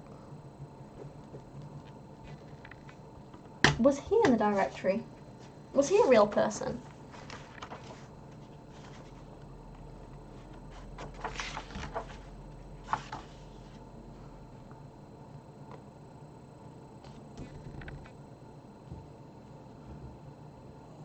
Nope. No Sam Hawke. Which isn't surprising. We have an L. Hawkins and a Howie Hawks. No Sam Hawke.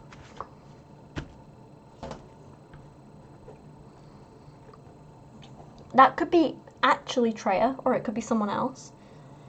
Then Fan shows up.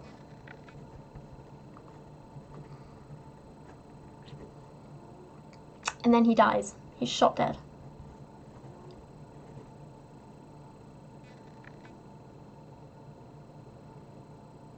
Okay.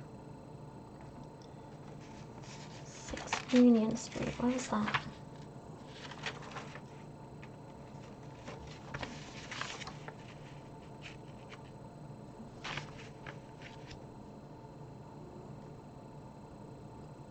Then she goes, where was 6 Union Street? 6 SE. I know we've looked it up.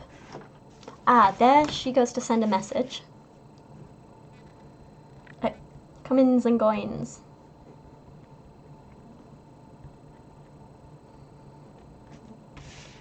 She forwards her mail to the Borough boarding house. Oh, interesting. And then she gave us a letter to be brought to Mr. Fan. But he was already dead.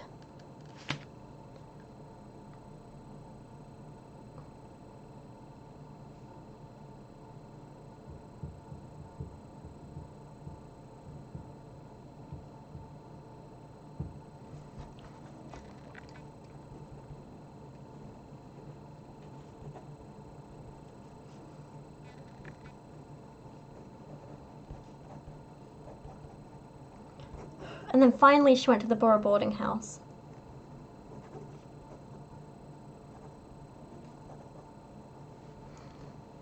Where, what happened there?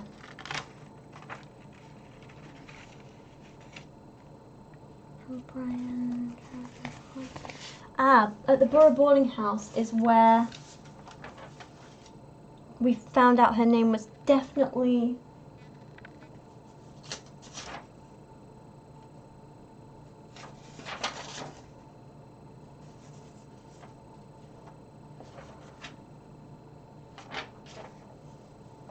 where we found the letter. So 86 SE. Let's go back and take a look at this.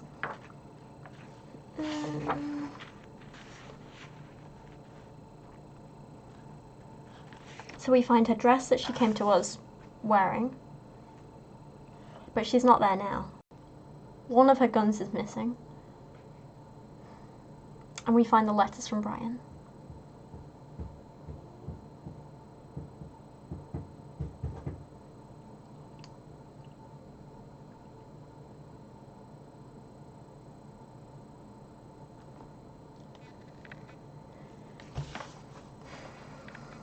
I'm wondering if Sam Hawke is Trae himself.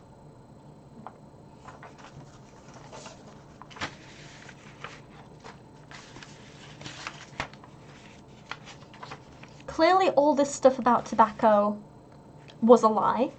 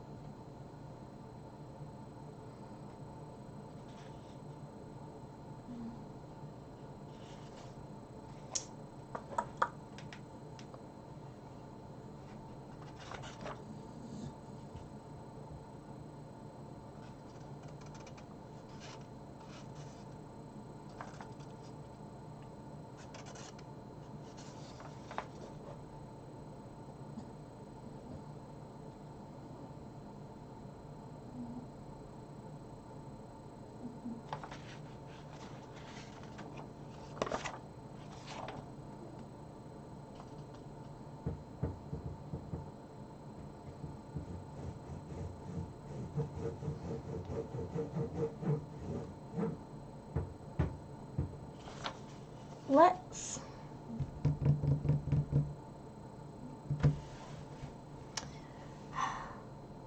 Oh, Dave, what have you done? Dave says there's nothing to see on Twitter, which means there's definitely something to see on Twitter.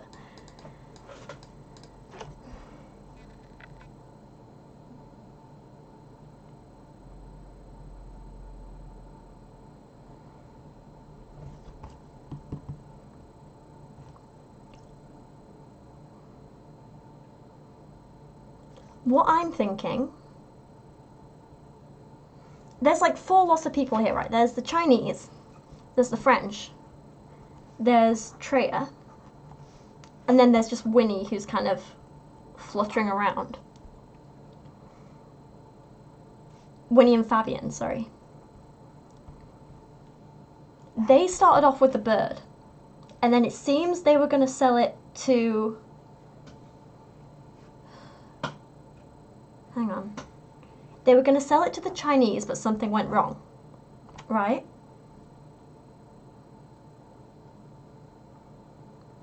Then it seems the French were going to go and buy the bird from somewhere. But an Englishman approached Fabian on the boat and said he had a buyer for the bird and it was going to be Trae. So, either way, the Chinese definitely wanted it. Someone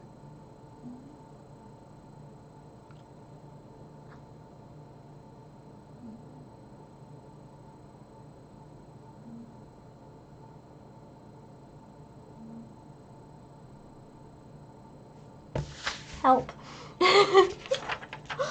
Oh my god. Okay, we need to find out what is at Charles Street. What is happening there? So what was the note that the French guy, Lavoisier, what was the note that he got at the hotel? At the Piccadilly Hotel? Which was...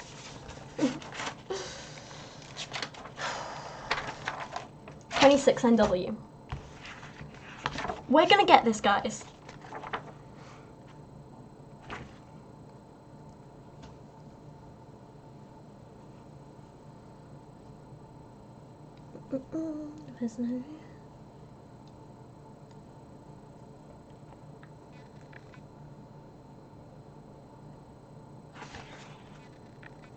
Trae also turned up at the hotel looking for Lavoisier. So after getting into the argument with Fan, Lavoisier had a note waiting for him. They said, I thought he was going to meet me here.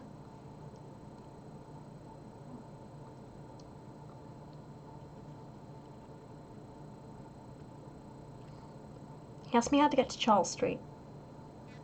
I saw him, his luggage delivered, blah, blah, blah. The barman said he was going towards Berkeley Square.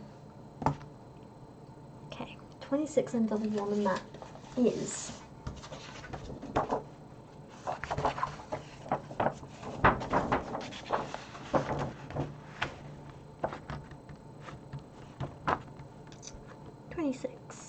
It's 27, 28. Give me 20. Here we go, 26 NW here. Going towards Berkeley Square. So this is Berkeley Square. And then I imagine Charles Street is probably in this direction. Give me a second, guys. Oxford Street, Blandford Street.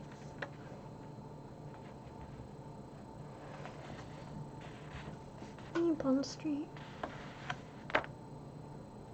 Where is Charles Street?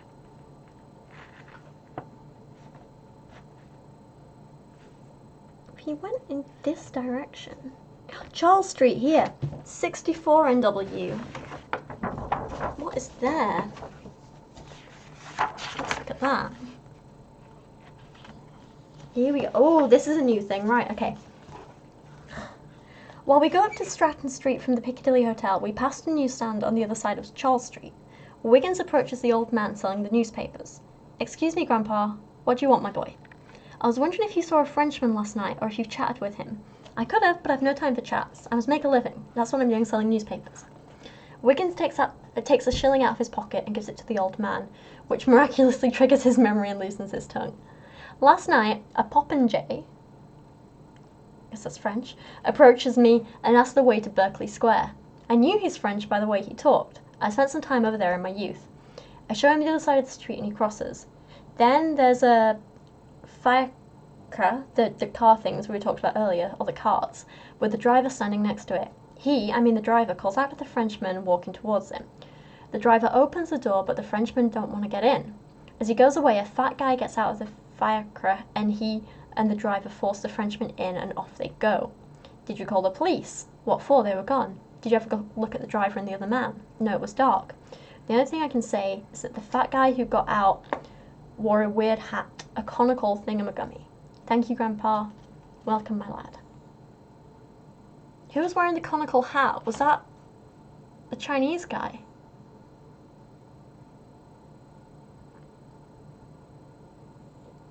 Ah, Popinjay is someone fancily dressed, if I remember. A vain or conceited person, especially one who dresses or behaves extravagantly.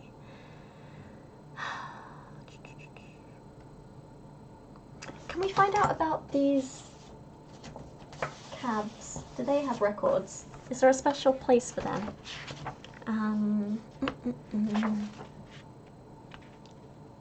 Is there like taxis or post offices? Teams, theatres, watchmaker, sports, shoemaker.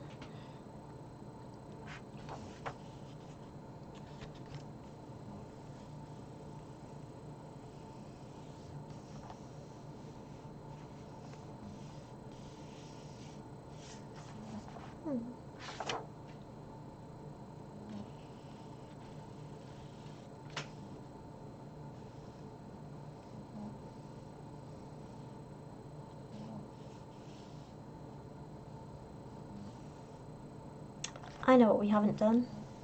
We still haven't been to see Lestrade.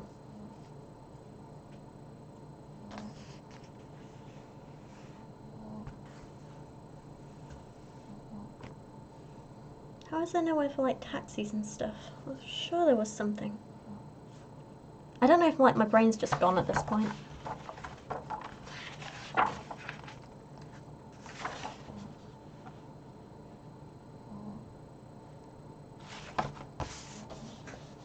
Where's that list of things?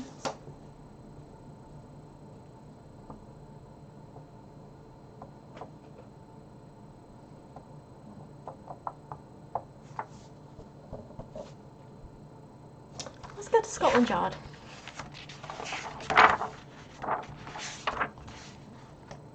SW.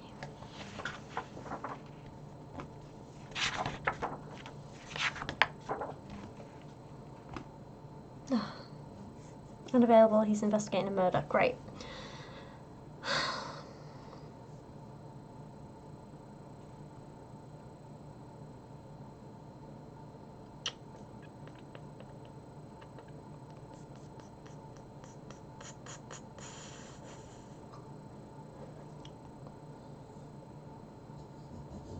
Fan had the conical hat, yeah. Fat guy equals Chinese guy. Unless at this point Fan was already dead and someone had taken his hat. Was his body found with a hat? That's the next question. Where was he killed? It was at the Bridge House Hotel, which is...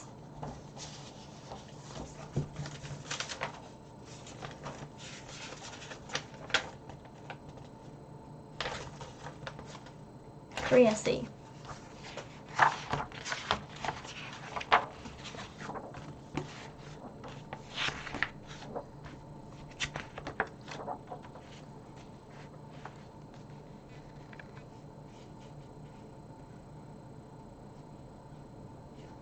The body of a corpulent Asian man.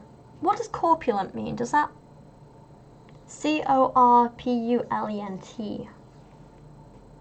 In the middle of a small room, is covered in blood. He's unquestionably dead. Police officers bend over him, sound of footsteps makes him look up.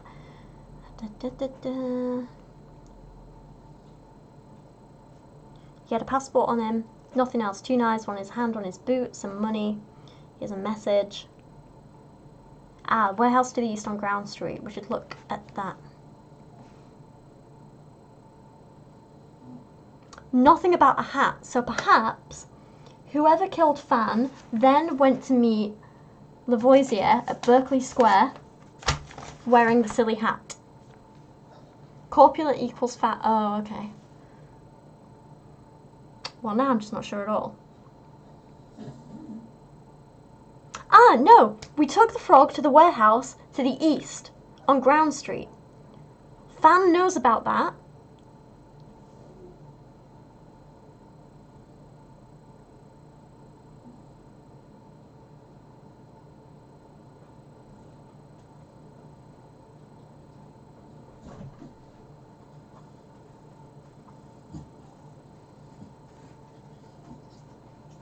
Okay.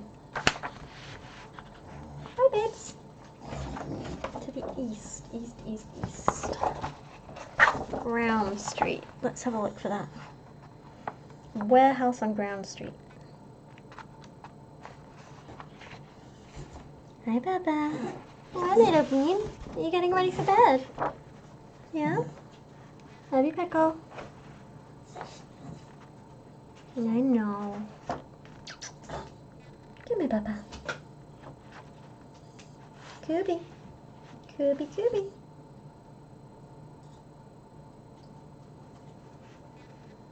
Hi, big one. Okay, I've got George Street. It's alright, babes. It's alright, babes.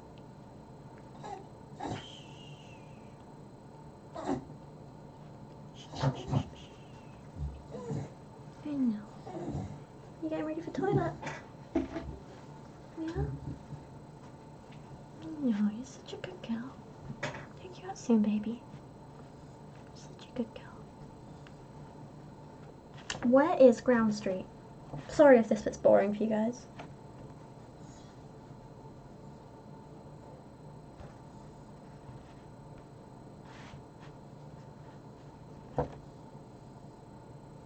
They wouldn't mention it if they're not going to put it in, right?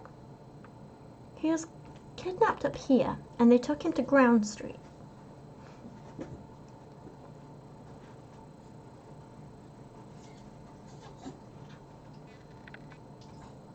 That's all then. Shirley, Bailey. I know, Papa.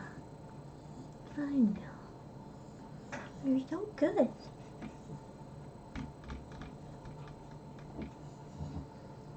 Ground Street.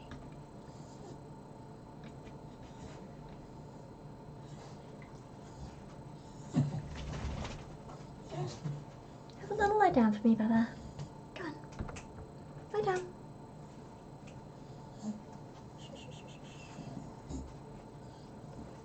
South of the river between Waterloo East and Blackfriars. Okay.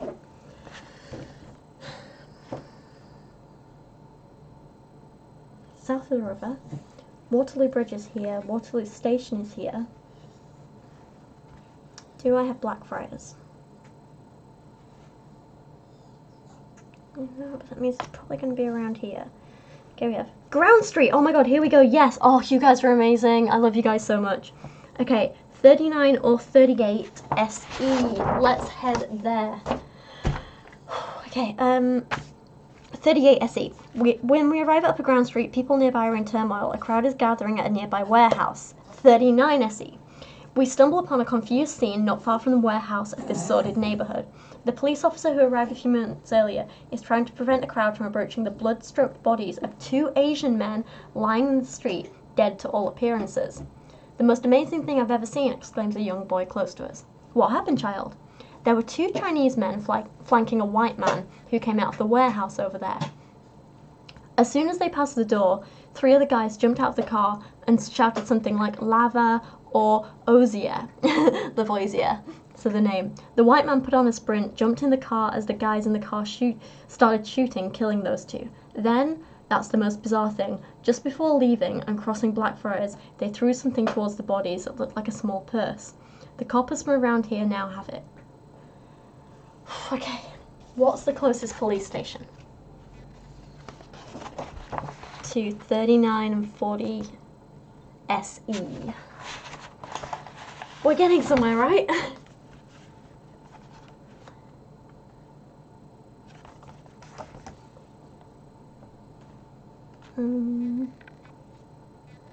Maybe, oh no, it's not police station. SE. We got Lambeth at 53. Where's that? It's over here, but it could be that. Yeah, that's the only southeast one. Let's go there. 53 SE. We only get a brief statement from the Lambeth police station. It is true that a purse containing 30 Roman coins was thrown over the bodies by the murder perpetrators of Ground Street. We can't say more for the time being. Roman coins.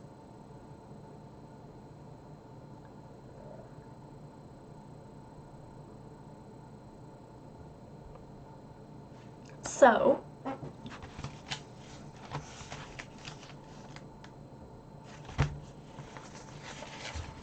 clearly the Chinese guys had Lavoisier. They took him to this warehouse. Fan went to meet with Winnie dressed as Trae and someone else who may or may not have been Trae. He got killed. I'm guessing they found out that Lavoisier was at the warehouse with the Chinese guys because they saw the note on Fan's dead body. And then they went over to rescue him, killed the Asian men. So Lavoisier was the guy with the Asian men who got killed. So now I think potentially Trae, Winnie, and Lavoisier are all together.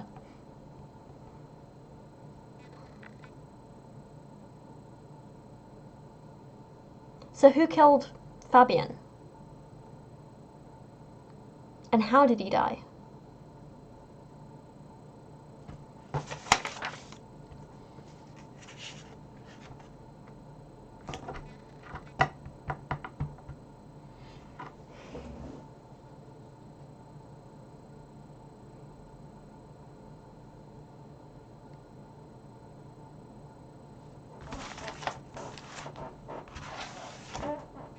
Oh, now we have dead bodies. Maybe we should go to the autopsies or something. Jasper Meeks, 38 EC. Why haven't we done that before?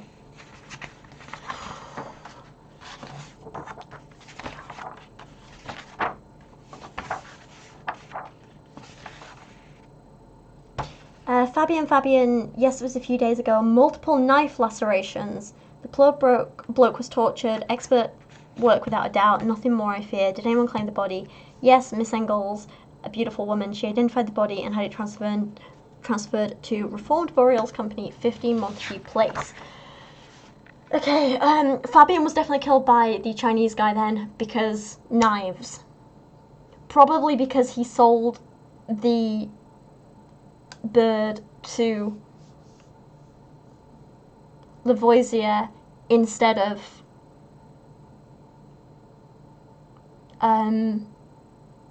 the Chinese people. So Fan had him killed. Now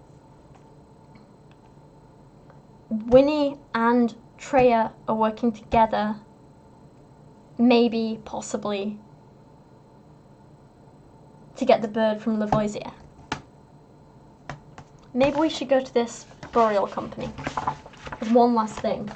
I think we might have this. I think we can probably, possibly, look at the questions and see if we can answer them after this.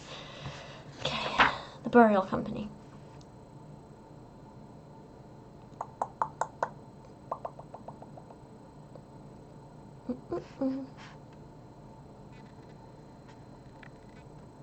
Okay, the coroner's office, we had inns, hotels, apartment stores, detective agencies. Where would a burial company be? I'll just look it up by name. It was Reformed Burials.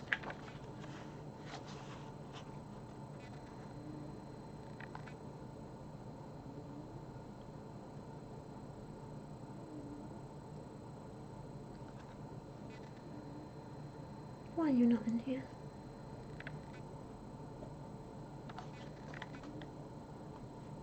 "15 Montague Place." Maybe I'll find it on the map. It's going to be one of the 50s.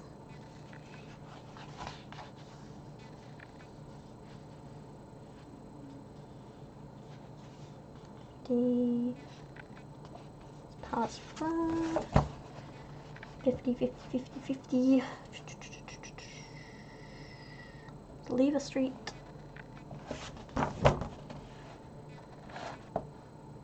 Carlton Street.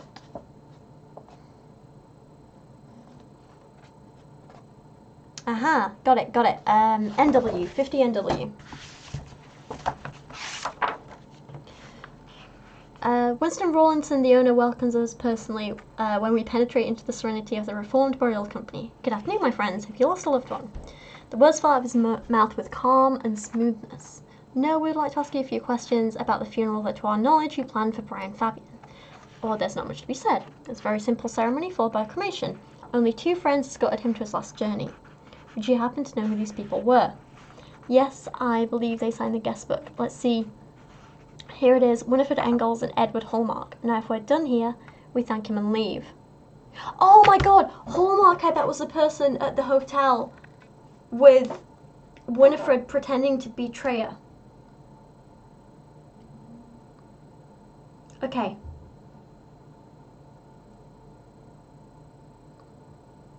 And I bet Winifred and Edward were the people in the car who rescued Lavoisier.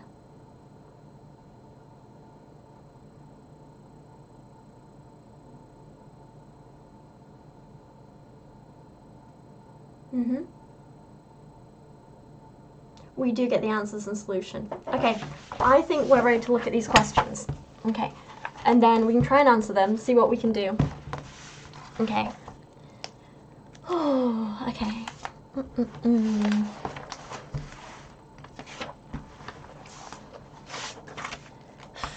Who killed Chu Yan Fan? I think we're going to go with...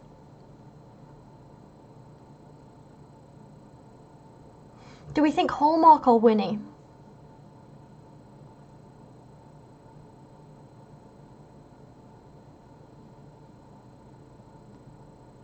I honestly think Winnie might have done it. We're going to go with her. But it could be Hallmark. Why was he killed? Because he killed Fabienne.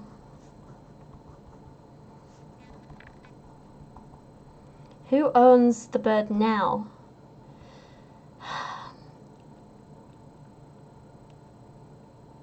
Oh, that's so tough.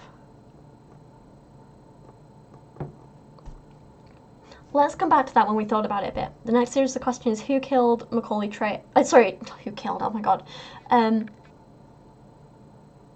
Who does Macaulay Trae work for?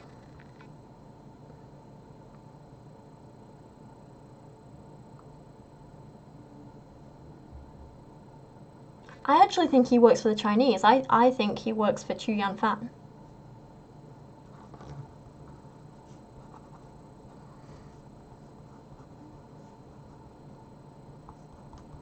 Is that what we said in our notes? Let's go back and have a little look. Oh, sorry.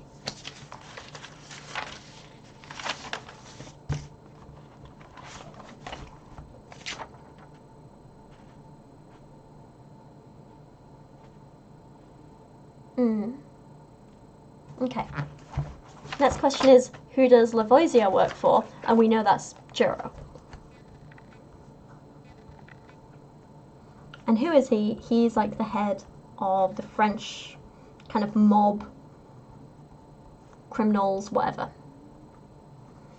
So who owns the bird now?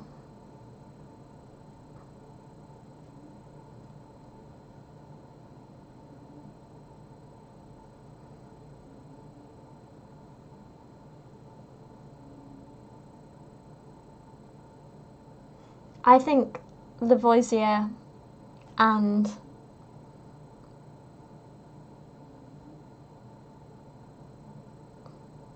Jeroen have it.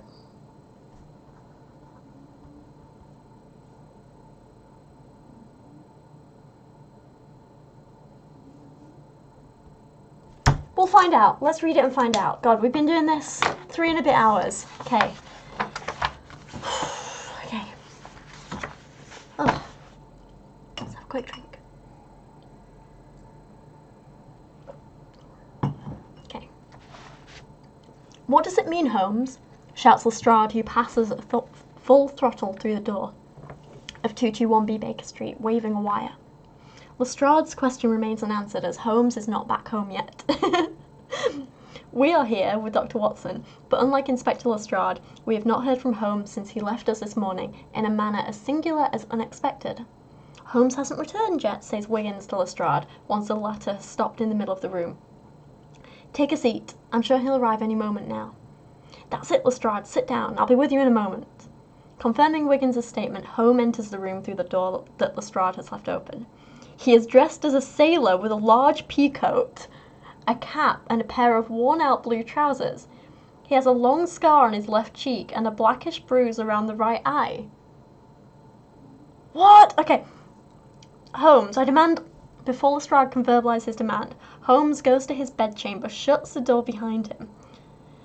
Lestrade lets himself fall into the wicker armchair and sighs frustrated. God, I know how he feels. What's in this wire, Inspector? Asks Watson. By way of response, Lestrade hands the wire to Watson, who reads it aloud. Come to Baker Street. I'll explain the Chu Yan fan murder to you. Holmes, who's Chu Yan fan? Asks Watson. So he should know. All in due time, Watson. All in due time, says Holmes, who comes back dressed in his mouse grey dressing gown. The black eye and scar have disappeared. He goes to the fireplace and takes a cigar from the coal scuttle and lights it. Holmes, I'm a very busy man, so if you have any information, you have the obligation to disclose them to me, states Lestrade. Holmes savours the first puff of his cigar and seems to solely focus on the smoke cloud he has sent towards Inspector Lestrade. Inspector, I am the one who has asked you to come here to provide you with the name of the murder, and I shall do so. Well, I'll begin from the beginning. This morning a woman paid us a visit requesting that we help her find her alleged brother. I didn't think this woman's story was credible. First, she claimed to be from the southern part of America, and yet she stated that Robert E. Lee, Virginia's famous son, came from Georgia. An error that made me greatly doubt she could really be a girl from the south of America. Ooh, did any of you guys pick up on that? I don't know my American history, so that went over my head. Another smoke cloud crosses the room while Holmes turns to Lestrade. A new fact comforted me in my doubts. The police have more competency than I in certain matters, and such was the case in this instant. So why did she come to me for advice? When I provided it to her, why did she choose to disregard it? It's about time you acknowledge that it's the yard that one must go to, said Lestrade, radiant. I always said so, Lestrade, when it comes down to finding a missing person or protecting a person in danger. It is the yard one must go to. My skills are a way different. I analyse problems so to find their logical conclusion, and sometimes I define the problem to be solved. The problem that Mrs. Swelverley exposed was the following one. Why a client would lie to us if she wanted to obtain our help. It was obvious that she wanted us to uncover something or someone without telling us really who or what. You must admit, Mr. Holmes, that she must have greatly trusted your skills. Maybe, Wiggins. But she didn't anticipate my reaction. When I realised that her story was insincere, I took my leave and went to my bedchamber to put on a disguise. Then I left through the window and waited for Mrs. Swelverley to leave. I followed her from Baker Street to the Metropole, where I found out that she also went by the name Winifred Engels. She left the Metropole and took the I still don't know how to pronounce that, the taxi thing, to 37 Bloomsbury Way. It is there that the tortured body of Brian Fabian was found. Okay, we knew that bit. It became obvious that our Mrs. Swelverley, or Miss Engels, as I will now call her, knew Mr. Fabian and was looking for something he owned. She went from there to Bow Street Police Station, hoping to find something that would have been left by Fabian, the bird.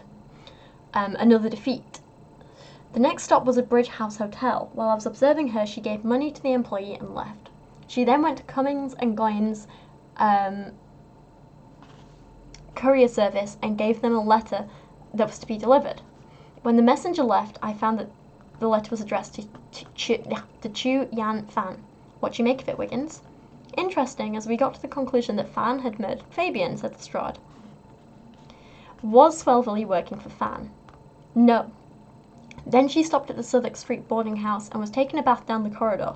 And as she was taking a bath down the corridor, I came into her room and searched her luggage. I found letters from Fabian, which indubitably proved that Fabian and Engels worked together. Yep, and that they were more than just friends. It seems that they were trying to sneak something into London and they referred to it as a bird. Okay, we knew this. Yes, this corroborates what we discovered, interrupted Wiggins. Our prey then left the boarding house dressed as a man, a sailor. We were right. A disguise rather appropriate, given that I was wearing the same one. She walked to the Bridge House Hotel, where she took a room under the name of Macaulay Trayer. I registered under the name of Sam Hawke right after her. Oh my god, that was Sherlock! We thought it might have been Hallmark, but it was Sherlock. So we were right, I reckon. Winnie did kill Fan. Okay, sorry, getting ahead of myself. I knew I recognised there your style, exclaims Lestrade. You're not a man to be easily fooled, Inspector. I took a room right across hers, on the other side of the corridor, and waited. I didn't have to wait long, for shortly after, a man arrived at full throttle and went straight to Engel's room. She was waiting for him, a gun in hand. She'd taken off her cap, and therefore her identity left no doubt. She yelled, "Here's for Brian!" All of a sudden a knife appeared from nowhere, and before he could use it, he received 3 bullets and fell to the ground. She immediately left the room, rushed to the back door. As I saw the man could no longer be helped, I followed her. She led me to a ship. Oh, we don't know this bit.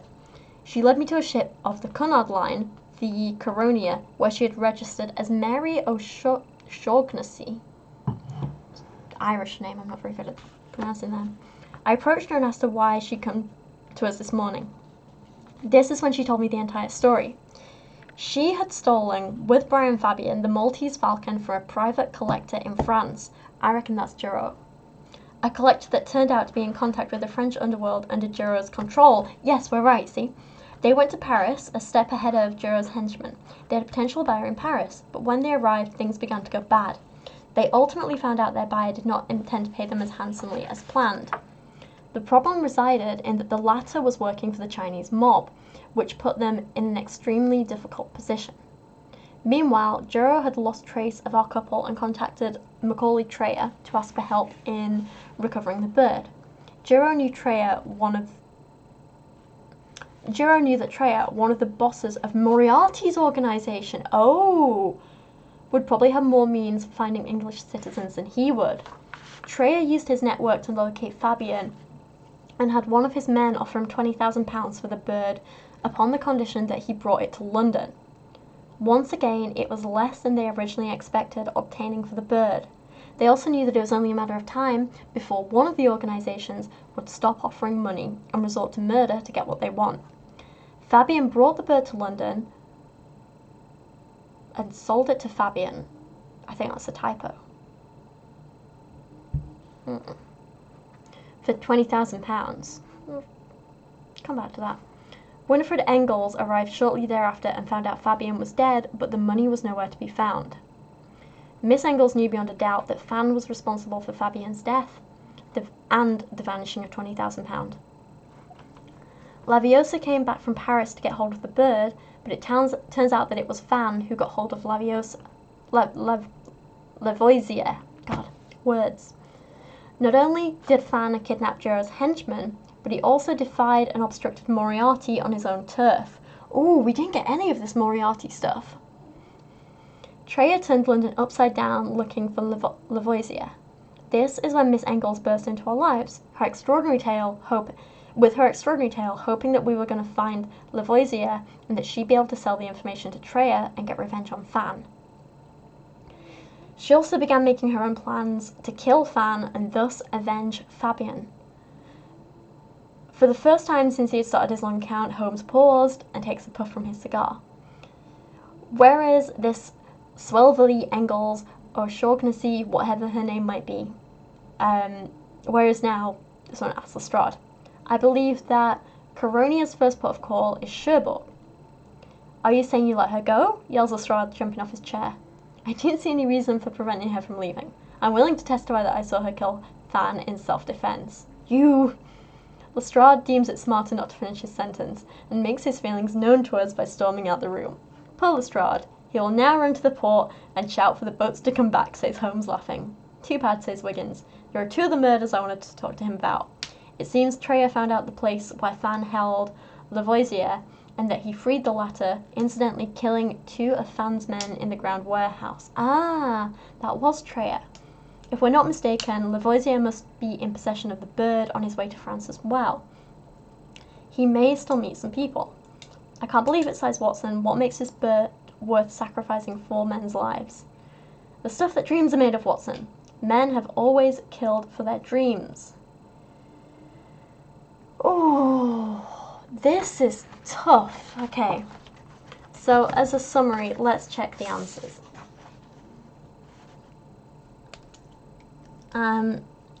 So answers: Scarlet Swelvery, aka Winifred Engels, killed Fan. Okay, so we got that right. So we got 50 points. Yeah, because he killed Fabian Engels' liver, 25 points. We got that right. Lavoisier, who brings it to Jero. Oh yeah, we got that right. The bird one, we got that right as well. I'm actually surprised there. 25 points, go us. Oh my god, okay.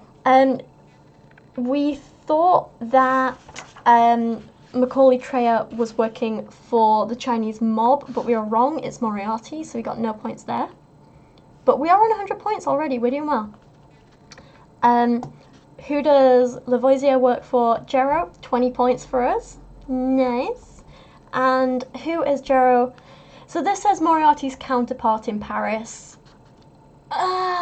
We said he's like the head of the French like mob or criminal, so there are 10 points available there. I'll give us 5 because we kind of half got it. So to tell your score, simply add the points obtained by answering the questions. So normally in these cases what you do is you tally the leads you followed and compare it to what Sherlock did, but because this case is different because Sherlock isn't here, this case is slightly different from the others. Thus your score only results from your answers and not from the number of leads you followed. Holmes' score is 100 points. Our score is 125 points. So for once, we bet Sherlock, which I have never ever done in this game before. I don't know about you guys, but I'm exhausted now, like mentally and mentally. I think we did okay. I'm really impressed with that. Oh my god.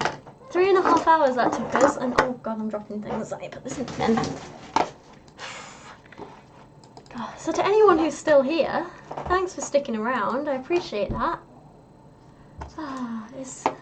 Where's the chat gone? Here we go. Let me just, there we go. Oh, it was intense but really fun. It was. God.